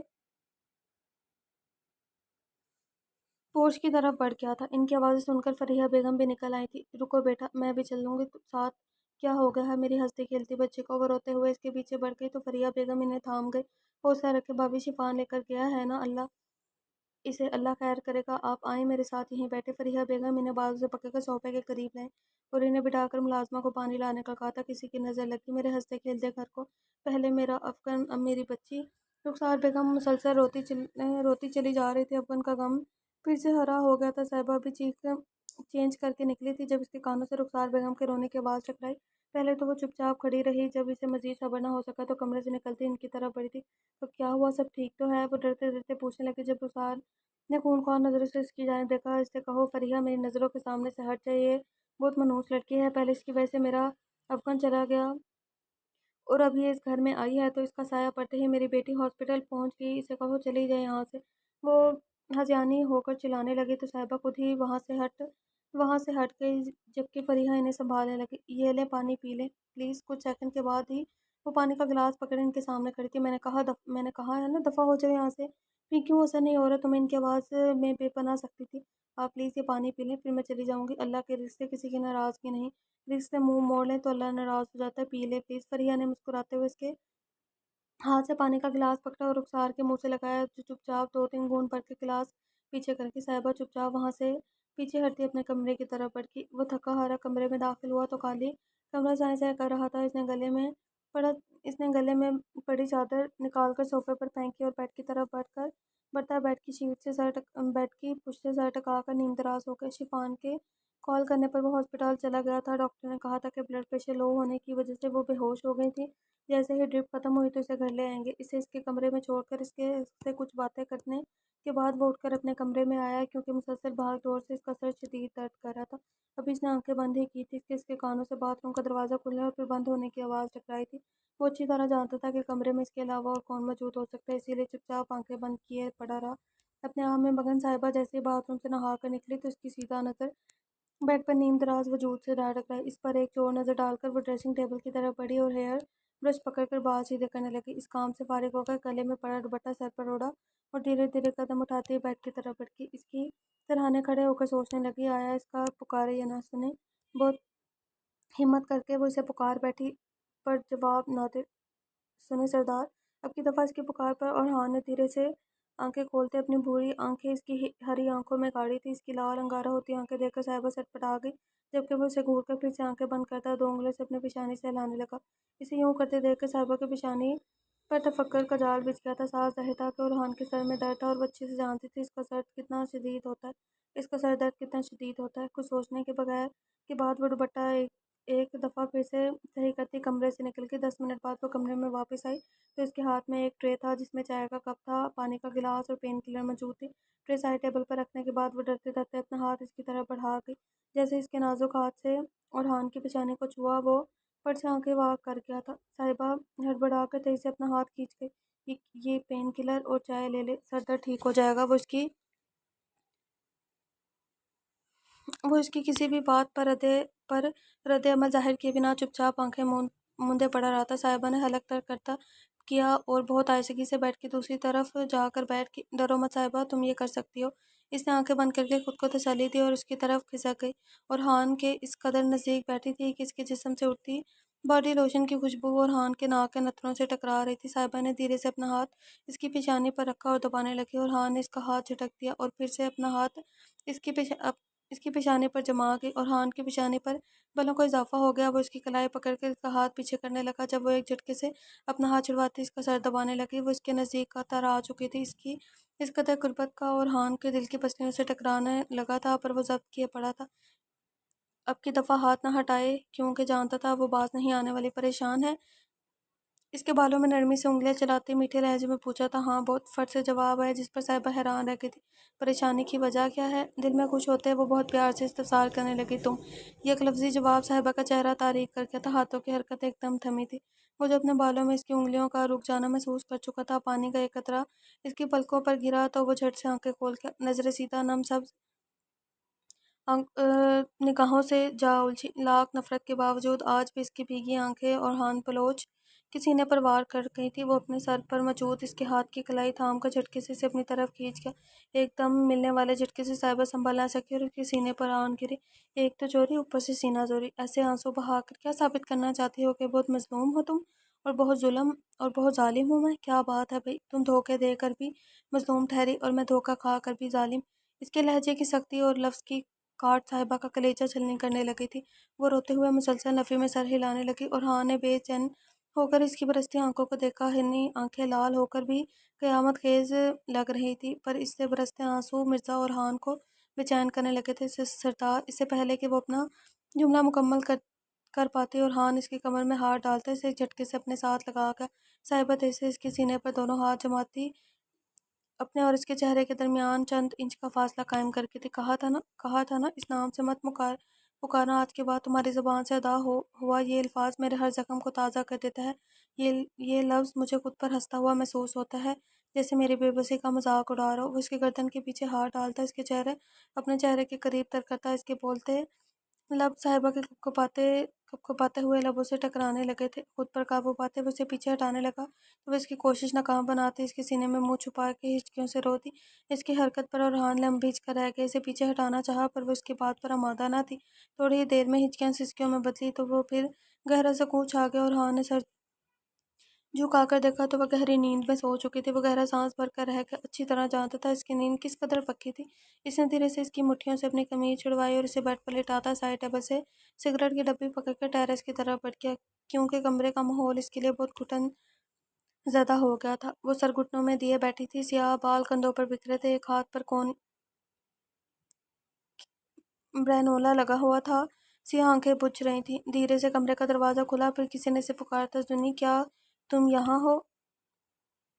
رومیسا کی پکار پر ذوحان ایک دم اٹھی اور اپنا ہاتھ بڑھا کر بتیاں جلائی تو تاریک کمرہ جگمگا اٹھا۔ "آ جاؤ۔" وہ رومیسا کا ہاتھ تھام کر اسے اپنے ساتھ بیڈ پر کی طرف لے آئی تھی۔ تم روئی ہو نا؟ رومی کی آواز پر چھپی فکر محسوس کرتے ہوئے وہ بے ساختہ مسکراتی۔ "بھلا تم جیسی پیاری بہن کے ہوتے ہوئے کیوں روؤں گی؟" وہ اسے تسلی دینے لگی، پر رومیسا کے چہرے سے صاف لگ رہا تھا کہ وہ مطمئن نہیں ہوئی۔ "رومی، ایک بات پوچھوں؟" اس کے سوال میں موجود جھجک پر رومیسا الجھی ضرور، پر اس بات میں سر ہلا گئی۔ "اگر ہمیں کسی سے محبت ہو جائے، پر انسان کو کسی اور سے محبت ہو تو ہمیں کیا کرنا چاہیے؟" اس کے سوال پر رومی کی آنکھیں کھلی کی کھلی رہ گئی تھیں۔ "مما، مطلب…" وہ اس کے سوال پر بے یقینی سی تھی۔ اسے لگا اس نے کچھ غلط سن لیا ہو، یہی کہ ہم جس انسان سے پیار کرتے ہیں وہ کسی اور کو چاہتا ہے، پر ہم چاہنے کے باوجود اس سے دستبردار نہیں ہو سکتے، تو ایسے میں ہمیں کیا کرنا چاہیے؟ اس کے لہجے میں چھپی بے چینی رومی کو کنگ کر کے تھی۔ "ککا کون ہے وہ؟" اس کے سوال پر وہ بے ساختہ نظریں چنانے لگی۔ "خاموش کیوں ہو زنی، بتاؤ نا۔" ذوحان گہری سانس بھر کر رہ گئی، وہ یہ راز مزید اپنے سینے میں چھپا کر نہیں رہ سکتی تھی۔ "شفان لالا۔" اس کے منہ سے سرگوشی کی صورت ادا ہوا نام رومی کے سر پہ پہاڑ بن کر ٹوٹا تھا، وہ پہاڑ تو دروازے کے باہر کھڑے شخص کے سر پہ بھی ٹوٹا تھا۔ "شفان لالا۔" اس کے منہ سے سرگوشی کی صورت ادا ہونے والا نام رومی کے سر پہ پہاڑ۔ "یہ پڑھ لیا میں نے۔" تم ہوش میں ہو زنی؟ یہ کیا کہہ رہی ہو تم؟ لالا کے متعلق کیسے؟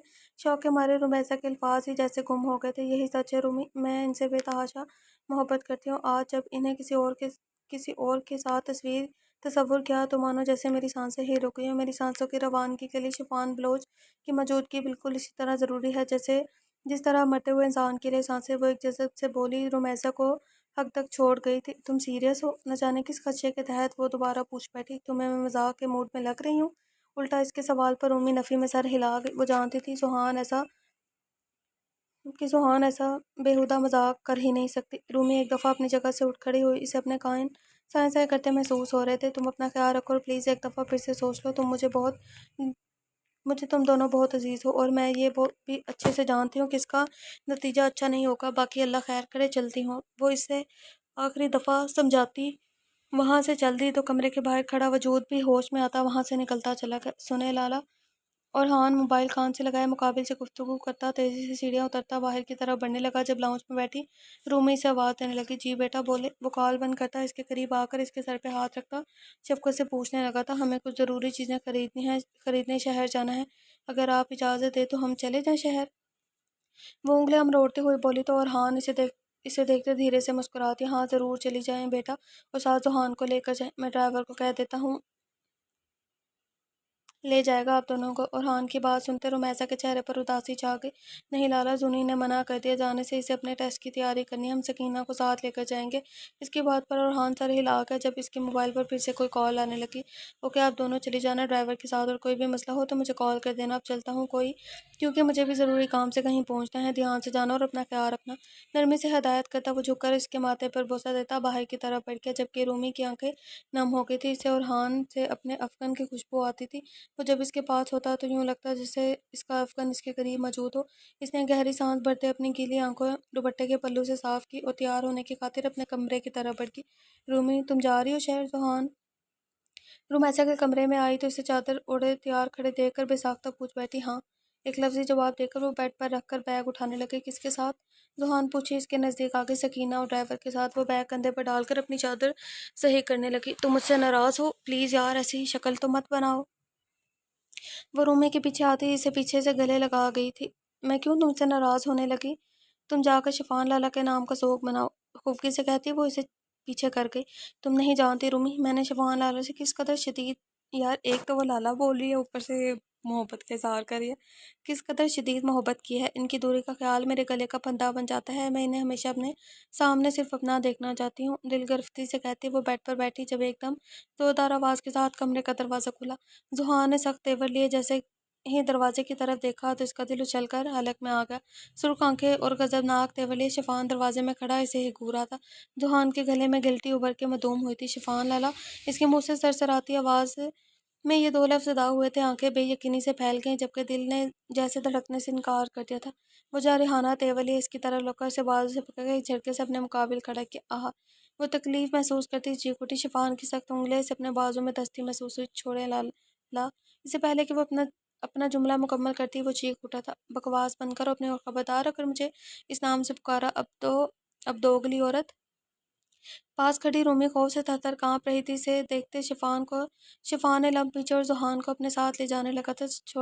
چھوڑیں مجھے، وہ بے بسی سے چیخی، پر وہ اس کی کسی بھی بات پر کان دھرے بغیر اسے کھینچتا ہوا اپنے کمرے میں لے کر جانے لگا۔ مسلسل اس کی سخت گرفت سے اپنا بازو چھڑوانے کی کوشش کر رہی تھی، پر ایسا ممکن کہاں تھا کہ وہ اس نازک سی لڑکی اس پہاڑ نما وجود سے چھٹکارا حاصل کر پاتی۔ وہ اسے گھسیٹتا ہوا اپنے کمرے میں لے جا کر دروازے کے ساتھ اسے لگا کر دروازہ بند کر گیا۔ جبکہ وہ خوفزدہ آنکھوں سے اس کی یہ حرکت دیکھنے لگی، وہ اس کے اطراف میں دونوں ہاتھ ٹکائے اس کے چہرے پر جھک گیا تو وہ سریت سے منہ موڑ کے یہ کیا کر رہے ہیں آپ پیچھے ہٹیں پلیز۔ اس کے اس جملے پر وہ سرخ آنکھوں سے اسے گھورنے لگا۔ کیوں، برا لگ رہا ہے کیا؟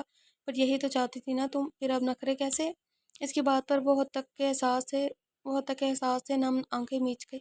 پلیز لالا، مجھے میری ہی نظروں میں مت گرائیں، میں تو صرف۔ اس سے پہلے وہ اس کا جملہ پورا ہوتا وہ دائیں ہاتھ کا موقع بنا کر زور سے دیوار پر مار کے اس کی حرکت پہ بے ساختہ چیخ پڑی۔ آنکھوں سے آنسو موتیوں کی طرح گالوں پر بہتے تھوڑی پر گرتے جا رہے تھے، اور وہ اس کے جھوٹے آنسو دیکھ کر غضبناک ہوتے اس کا منہ دبوچ گیا۔ آہ! اس کے منہ سے سسکی نکلی تھی۔ اپنی معصومیت کا ناٹک بند کرو، اب کس قدر دوگلی اور مکار ہو تم۔ ایک طرف میری محبت میں آہیں بھرتی اور دوسری طرف میرے ہی منہ پر مجھے لالا بولی ہوئی شکل سے معصوم دیکھنے والے اس قدر عیار اور مکار ہو سکتے ہیں، میں خواب میں بھی نہیں سوچ سکتا۔ وہ بغیر اپنی صفائی میں ایک بھی لفظ بولے چپ چاپ آنسو بہاتی جا رہی تھی۔ وہ اسے دیکھتا ایک دم اس کے کان کے نزدیک جھک گیا، اس قدر نزدیک کہ اس کے لب مقابل کے کانوں سے مس ہونے لگے تو وہ کپکپا اٹھی۔ بہت شوق ہے نا تمہیں میری دلہن بننے کا، تو تیار ہو جاؤ، بہت جلدی سے کمرے میں اسی حق سے لے کر سے آؤ گی تم، اور پھر شروع ہوگا اصلی کھیل۔ جہاں اس کے ہلتے ہونٹ کانوں سے مس ہوتے اسے امتحان میں ڈال رہے تھے، وہیں اس کے الفاظ تیز دھار چھری کی مانند اس کا کلیجہ چلنی کر رہے تھے۔ یہ کیا کہہ رہے ہیں آپ لالا؟ وہ بے یقینی سے اسے دیکھتی سوال کرنے لگی تھی۔ پہلی بات خبردار، اگر آج کے بعد تمہاری زبان سے میرے لیے لانا نکلا، کم از کم اپنے کسی ایک جذبے میں تو کھڑی اترو۔ پیٹھ پیچھے سیاں اور منہ پر بھیا، واہ بی بی واہ! ذوحان کو لگا جیسے وہ اس کے کانوں میں پگھلا ہوا سیسا اونڈے رہا ہو۔ وہ آنکھیں بند کرتی روتے ہوئے مسلسل نفی میں سر ہلانے لگی تھی۔ اپنا ڈرامہ بند کرو اور غور سے میری بات سنو۔ دوسری بات یہ کہ بہت شوق ہے نا تمہیں مجھے اپنا بنا کر رکھنے کا، تمہیں میرے پورے کا پورا مل کر بھی ذرا بھی نہیں ملوں گا، تم میرے قریب رہ کر بھی کرب کو ترستی رہ جاؤ گی ساری زندگی۔ وہ اس وقت ظالم بنا ذوحان کی سانسیں تنگ کر رہا تھا۔ اسے یقین ہی نہیں ہو رہا تھا کہ وہی شفان ہے جسے وہ بچپن سے دیکھتی آ رہی تھی۔ نکل جاؤ یہاں سے، اب بہت جلد ملاقات ہوگی تمہاری مجھ سے، پر شفان کے طور پر نہیں بلکہ تمہاری زندگی عذاب بنانے بنانے والے جابر اور ظالم شوہر کے طور پر نو گیٹ لاسٹ حقارے سے کہتا وہ اسے ایک جھٹکے سے چھوڑ گیا تو زوہان مردہ قدم اٹھاتی وہاں سے نکل آئی۔ تم نے اچھا نہیں کیا زوہان، بالکل بھی اچھا نہیں کیا۔ اس کے جانے کے بعد وہ سر دونوں ہاتھوں میں گراتا وہیں زمین پر بیٹھتا اپنی سرخ آنکھیں سختی سے میچ کیا سکینہ اور ڈرائیور کو ساتھ لے کر وہ گھر سے شہر جانے کے لیے نکل پڑی۔ گاڑی کی پچھلی سیٹ سے ٹیک لگائے وہ آنکھیں بند کے اپنی سوچوں میں گم تھی جب ایک دم جھٹکے سے گاڑی رکی اور ہڑبڑا کر سیدھی ہوئی۔ کیا ہوا چچا، سب ٹھیک تو ہے نا؟ اس نے گھبرا کر آگے موجود ڈرائیور چچا سے پوچھا۔ میں دیکھتا ہوں بی بی جی، ڈرائیور کہہ کر جیسے ہی گاڑی سے نکلا دو ہٹے کرتے مردوں نے تیزی سے اپنی گرفت میں لیا تھا۔ کون لوگ ہو تم؟ چھوڑو مجھے میں۔ اس سے پہلے وہ بوڑھا ڈرائیور اپنی بات مکمل کرتا پاتا دائیں جانے موجود آدمی نے ایک پکڑی بندوق کی نال اس کی کن پٹی پر ماری تو وہ ہوش کھوتا چلا گیا۔ بائیں جانے موجود آدمی نے جلدی سے اسے سنبھال کر وہیں سڑک پر لٹا دیا۔ دوپہر کے اس وقت گاؤں سے شہر کی طرف جانے والی سڑک بالکل سنسان پڑی تھی جس کا فائدہ وہ لوگ اچھے سے اٹھا چکے تھے۔ ڈرائیور چچا کہاں گئے سکینہ، اور یہ شور کیسا ہے؟ وہ ڈرتی ہوئی سکینہ سے پوچھنے لگی۔ پتہ نہیں کون لوگ ہیں بی بی جی، انہوں نے ڈرائیور کو بے ہوش کر دیا ہے اور ان کے ہاتھ میں بڑی بڑی پسٹلیں ہیں جی۔ سکینہ کی ڈری سہمی آواز میں ملی خبر سنتے رمیسا دھک سے رہ گئی۔ اس سے پہلے کہ وہ مزید کچھ سوچتی یا سمجھتی کسی نے آ کر اس کی طرف کا دروازہ کھولا۔ رمیسا کو لگا جیسے بس ابھی اس کے حواس اس کا ساتھ چھوڑ جائیں گے۔ باہر نکلے بی بی۔ کسی آدمی کی کرخت آواز اس کے کانوں سے ٹکرائی تو وہ تیزی سے سکینہ کی طرف کھسکی۔ باہر نکلیں بی بی، ہمارے پاس زیادہ وقت نہیں ہے۔ وہی آواز دوبارہ سنائی دی پر اس دفعہ کچھ قریب سے۔ وہ آنکھیں سختی سے بند کی سکینہ کے ساتھ لگ کر بیٹھی تھی۔ آپ خود آرام سے نکل جائیں بی بی جی، ورنہ ہمیں آپ کے ساتھ زبردستی کرنی پڑے گی اور اس میں آپ کا ڈرائیور اور ملازمہ بھی اپنی جان سے جائیں گی۔ اس کی دھمکی سن کر سکینہ اونچی اونچی رونے لگی تھی۔ دیکھو تم ہمارے سارے پیسے رکھ لو اور یہ ہماری سونے کی چین اور یہ بالیاں بھی رکھ لو، پلیز ہماری جان بخش دو، وہ التجائیہ لہجے میں کہتی۔ آخر میں بے بسی سے رو دی کیونکہ اس کے لیے یہ سچویشن بالکل غیر متوقع تھی۔ ہمیں کچھ نہیں چاہیے بی بی جی، ہمیں بس آپ کو ساتھ لے کر جانے کا حکم ملا ہے، پر آپ ہمارے ساتھ تعاون کرنے کے موڈ میں نہیں، لہٰذا ان دونوں کو اوپر ٹپکا کر آپ کو اپنے ساتھ۔ اس سے پہلے وہ اپنا جملہ مکمل کرتا رمیسا نفی میں سر ہلاتی گاڑی سے نکل آئی۔ آنسو زاروں قطار گالوں پر بہتے چلے گئے تھے۔ اس کے نکلتے ہی سکینہ دروازہ کھول کر حویلی کی طرف بھاگنے لگی جب دوسرا آدمی پھرتی سے اسے قابو کرتا اس کی گردن کی مخصوص رگ دبا آ گیا۔ حسینہ ہوش و حواس کھوتی زمین پر گرتی چلی گئی۔ دیکھو پلیز ہمیں جانے دو، اس کے بدلے تم جو چاہو تمہیں میرے لالا دینے کو تیار ہو جائیں گے، پلیز ہمیں جانے دو، ہم نے کسی کا کیا بگاڑا ہے؟ وہ روتی ایک دفعہ پھر سے اس بے رحم انسان سے منت کرنے لگی پر وہ بہرا بنا اسے بازو سے پکڑ کر اپنی گاڑی کی طرف لے کر جانے لگا۔ وہ روتی سی سکتی گاڑی میں بیٹھی تو گاڑی اپنے پیچھے دھواں اڑاتی وہاں سے نکلتی چلی گئی۔ کھانا لگاؤں آپ کے لیے؟ اور ہاں جیسے کمرے میں داخل ہوا تو صاحبہ چراغ کے جن کی طرح نمودار ہوئی۔ اسے ایک نظر دیکھنے کے بعد وہ کوئی بھی جواب دیے بغیر گلے میں پڑی چادر اتار کر صوفے پر پھینکتا خود باتھ روم کی طرف بڑھ گیا جبکہ وہ ضبط کیے کھڑی رہی۔ وہ روزانہ دوپہر کے وقت آ کر تھوڑی دیر آرام کرتا تھا، وہ جانتی تھی، اس لیے چپ چاپ آگے بڑھ کر صوفے پر گری اس کی چادر اٹھاتی اور تہہ لگا کر واپس وہیں رکھتی۔ 10 منٹ کے بعد وہ فریش ہو کر کمرے میں آیا تو کمرہ خالی پڑا تھا۔ وہ سر جھٹک کر بیڈ کی طرف بڑھا اور جوتا اتار کر پرسکون ہوتا بیڈ پر لیٹ کے ہاتھ بڑھا کر لائٹ بند کرنا نہ بھولا تھا۔ چند منٹ ہی گزرے تھے جب اسے محسوس ہوا کہ بیڈ کی دوسری طرف وہ آ کر براجمان ہوئی ہے۔ وہ دھیرے سے کھسک کر اس کے قریب ہوئی اور اس کے وجود سے اٹھتی بھینی بھینی خوشبو اورحان کے حواسوں پر چھانے لگی پر وہ خود کو لاپرواہ ظاہر کرتا پڑا رہا۔ جھٹکا تو تب لگا جب صاحبہ اس کے بازو کو پکڑ کر سیدھا کرتے اس پر اپنا سر رکھ گئی۔ اس کی جان پر مزید ستم کرتے اس نے اپنا رستا ہوا ہاتھ اس کی سینے پر جمایا تو تسلسل سے دھڑکتے دل کی رفتار ایک دم تیز ہوتی محسوس ہوئی۔ وہ آنکھیں بند کرتی اپنا چہرہ اس کے بازو میں چھپا گئی تو وہ اس کے لب اورحان کے بازو کو چھونے لگے۔ یہاں اورحان کی برداشت ختم ہوئی۔ وہ کروٹ بدلتا ایک جھٹکے سے اسے بیڈ پر لٹاتا اس کے اوپر جھک کر اس کی دائیں بائیں دونوں ہاتھ جما کر اس کی حرکت پر صاحبہ کا دل اچھل کر حرک میں آ گیا۔ وہ خوفزدہ سی اپنی سختی سے آنکھیں بند کیے دھیرے سے کھول گئی تو اس کی سبز آنکھیں سیدھا سرخ پڑتی بھوری آنکھوں سے ٹکرائی۔ اب آنکھوں کی یہ سرخی ضبط کے باعث تھی یا غصے کے باعث کا اندازہ وہ نہ لگا سکی۔ کیا چاہتی ہو؟ اس کی سرد آواز پر صاحبہ نے بے ساختہ تھوک نکلتے اپنا حلق تر کیا تھا۔ کچھ بھی تو نہیں؟ گڑبڑا کر کہتی وہ نظریں جھکا کے۔ پھر اس کی حرکت کا میں کیا مطلب لوں؟ وہ تھوڑا جھک کر اس کے کان کے قریب کرایا تو صاحبہ کی جان جانے لگی۔ میں سمجھی نہیں آپ کس بارے میں بات کر رہے ہیں؟ اس کے یوں انجان بننے پر وہ داد دیتی نظروں سے اس کی طرف دیکھنے لگا۔ یقین مانو واقعی تمہاری اس معصومیت پر آنکھ بند کر کے یقین کر لیتا اگر تمہاری اصلی شکل سے واقف نہ ہوتا۔ وہ پھر سے الفاظوں کے زہریلے تیر اس کے سینے میں پیوست کرنے لگا تو صاحبہ کی آنکھیں نم ہو گئی۔ وہ پیچھے ہٹنے لگی بس وہ تیزی سے اس کی گردن کے گرد بازو لپیٹتی اسے اپنی جانب کھینچ کے وہ پیچھے ہٹنے لگا تھا جب وہ تیزی سے اس کے گردن کے گرد بازو لپیٹتی اسے اپنی طرف کھینچ گئی تھی۔ میرے سر میں درد ہو رہا ہے۔ وہ جو اسے کچھ سخت سنانے کی نیت رکھتا تھا اس کی بھیگی آواز پر خاموش ہو گیا۔ تو میں کیا کروں؟ اس کی سرد آواز پر صاحبہ کو مزید رونا ہے۔ یہاں بوا بھی نہیں ہے جو میرا سر دبا دے۔ سو کرتی وہ اس کی قمیض کے بٹنوں کے ساتھ چھیڑخانی کرنے لگی۔ تو یہ اتنی اہم بات تم مجھے کس خوشی میں بتا رہی ہو؟ وہ جو اس کے آنسوں سے بے چین ہونے لگا تھا اس پر طنز کرنے سے خود کو باز نہ رکھ سکا۔ اس کی سبز آنکھیں نم ہو کر مزید قہر ڈال رہی تھی۔ ابھی اسے ان سبز آنکھوں سے عشق ہوا کرتا تھا۔ آنکھوں سے نظریں پھسلتی سرخ پڑتی چھوٹی سی ناک پر گئی تھی جو بہت سونی سونی لگ رہی تھی۔ اس کی ناک میں چمکنے والی سونے کی تار شادی کے بعد سے ہی غائب تھی، جس کا غائب ہونا اورحان کو شدت سے محسوس ہوا تھا۔ ناک سے پھسلتی نظر کپکپاتے ہوئے گلابی ہونٹوں سے جا ملی تو اورحان کے حلق میں جیسے کانٹے اگنے لگے تھے۔ اس نے ہاتھ بڑھا کر شہادت کی انگلی ہولے سے اس کے کپکپاتے لبوں پر پھیری تو جذبات اور بھی مچل اٹھے۔ انا کو پل بھر کے لیے ایک طرف کرتا وہ اس پر جھکا تو آنے والے لمحات کو سوچتے وہ بھی آنکھیں موند گئے۔ وہ اس کے لبوں سے محض انچ بھر کے فاصلے پر تھا جب کمرہ ایک دم موبائل کی آواز سے گونج اٹھا۔ وہ ہوش میں آتا اسے فاصلہ بڑھا کر موبائل کی طرف متوجہ ہوا تو وہ خوف زدہ ہوتی اٹھ بیٹھی۔ وہ بیڈ سے نیچے اترنے لگی تو وہ ایک دم اس کی کلائی تھام کے صاحبہ سوالیہ نظروں سے اسے دیکھنے لگی، پر وہ موبائل میں بزی تھا۔ کب سے سر درد ہے؟ موبائل سائڈ ٹیبل پر رکھ کر وہ سنجیدگی سے اسے دیکھتا پوچھنے لگا۔ صبح سے بہت درد ہے، وہ اپنی آواز میں بھرپور بیچار کی سما گئی۔ صبح ہی دوائی لے لینی چاہیے تھی نا؟ اسے کہتے ساتھ ہی وہ سائڈ ٹیبل کے دراز سے فرسٹ ایڈ باکس نکالنے لگا۔ مجھے نہیں لینی ہے کڑوی دوائیاں، آپ جانتے ہیں نا مجھ سے نہیں کھائی جاتی۔ یاد ہے جب میں گری تھی، مجھے چوٹ لگی تھی، اور جب ہم باغ میں ملے تھے اور آپ نے میری چوٹیں دیکھی تب تو آپ کی حالت… اس سے پہلے کہ وہ جوش میں آ کر مزید بولتی اورحان ایک جھٹکے سے اس کی گردن سے پکڑتا اپنے قریب کر گیا تھا۔ تو ہم اپنے ایپیسوڈ کو یہیں پر اینڈ کرتے ہیں، ملتے ہیں نیکسٹ ایپیسوڈ کے ساتھ۔ اپنا بہت سارا خیال رکھیے گا اور مجھے دعاؤں میں یاد رکھیے گا۔ اللہ حافظ۔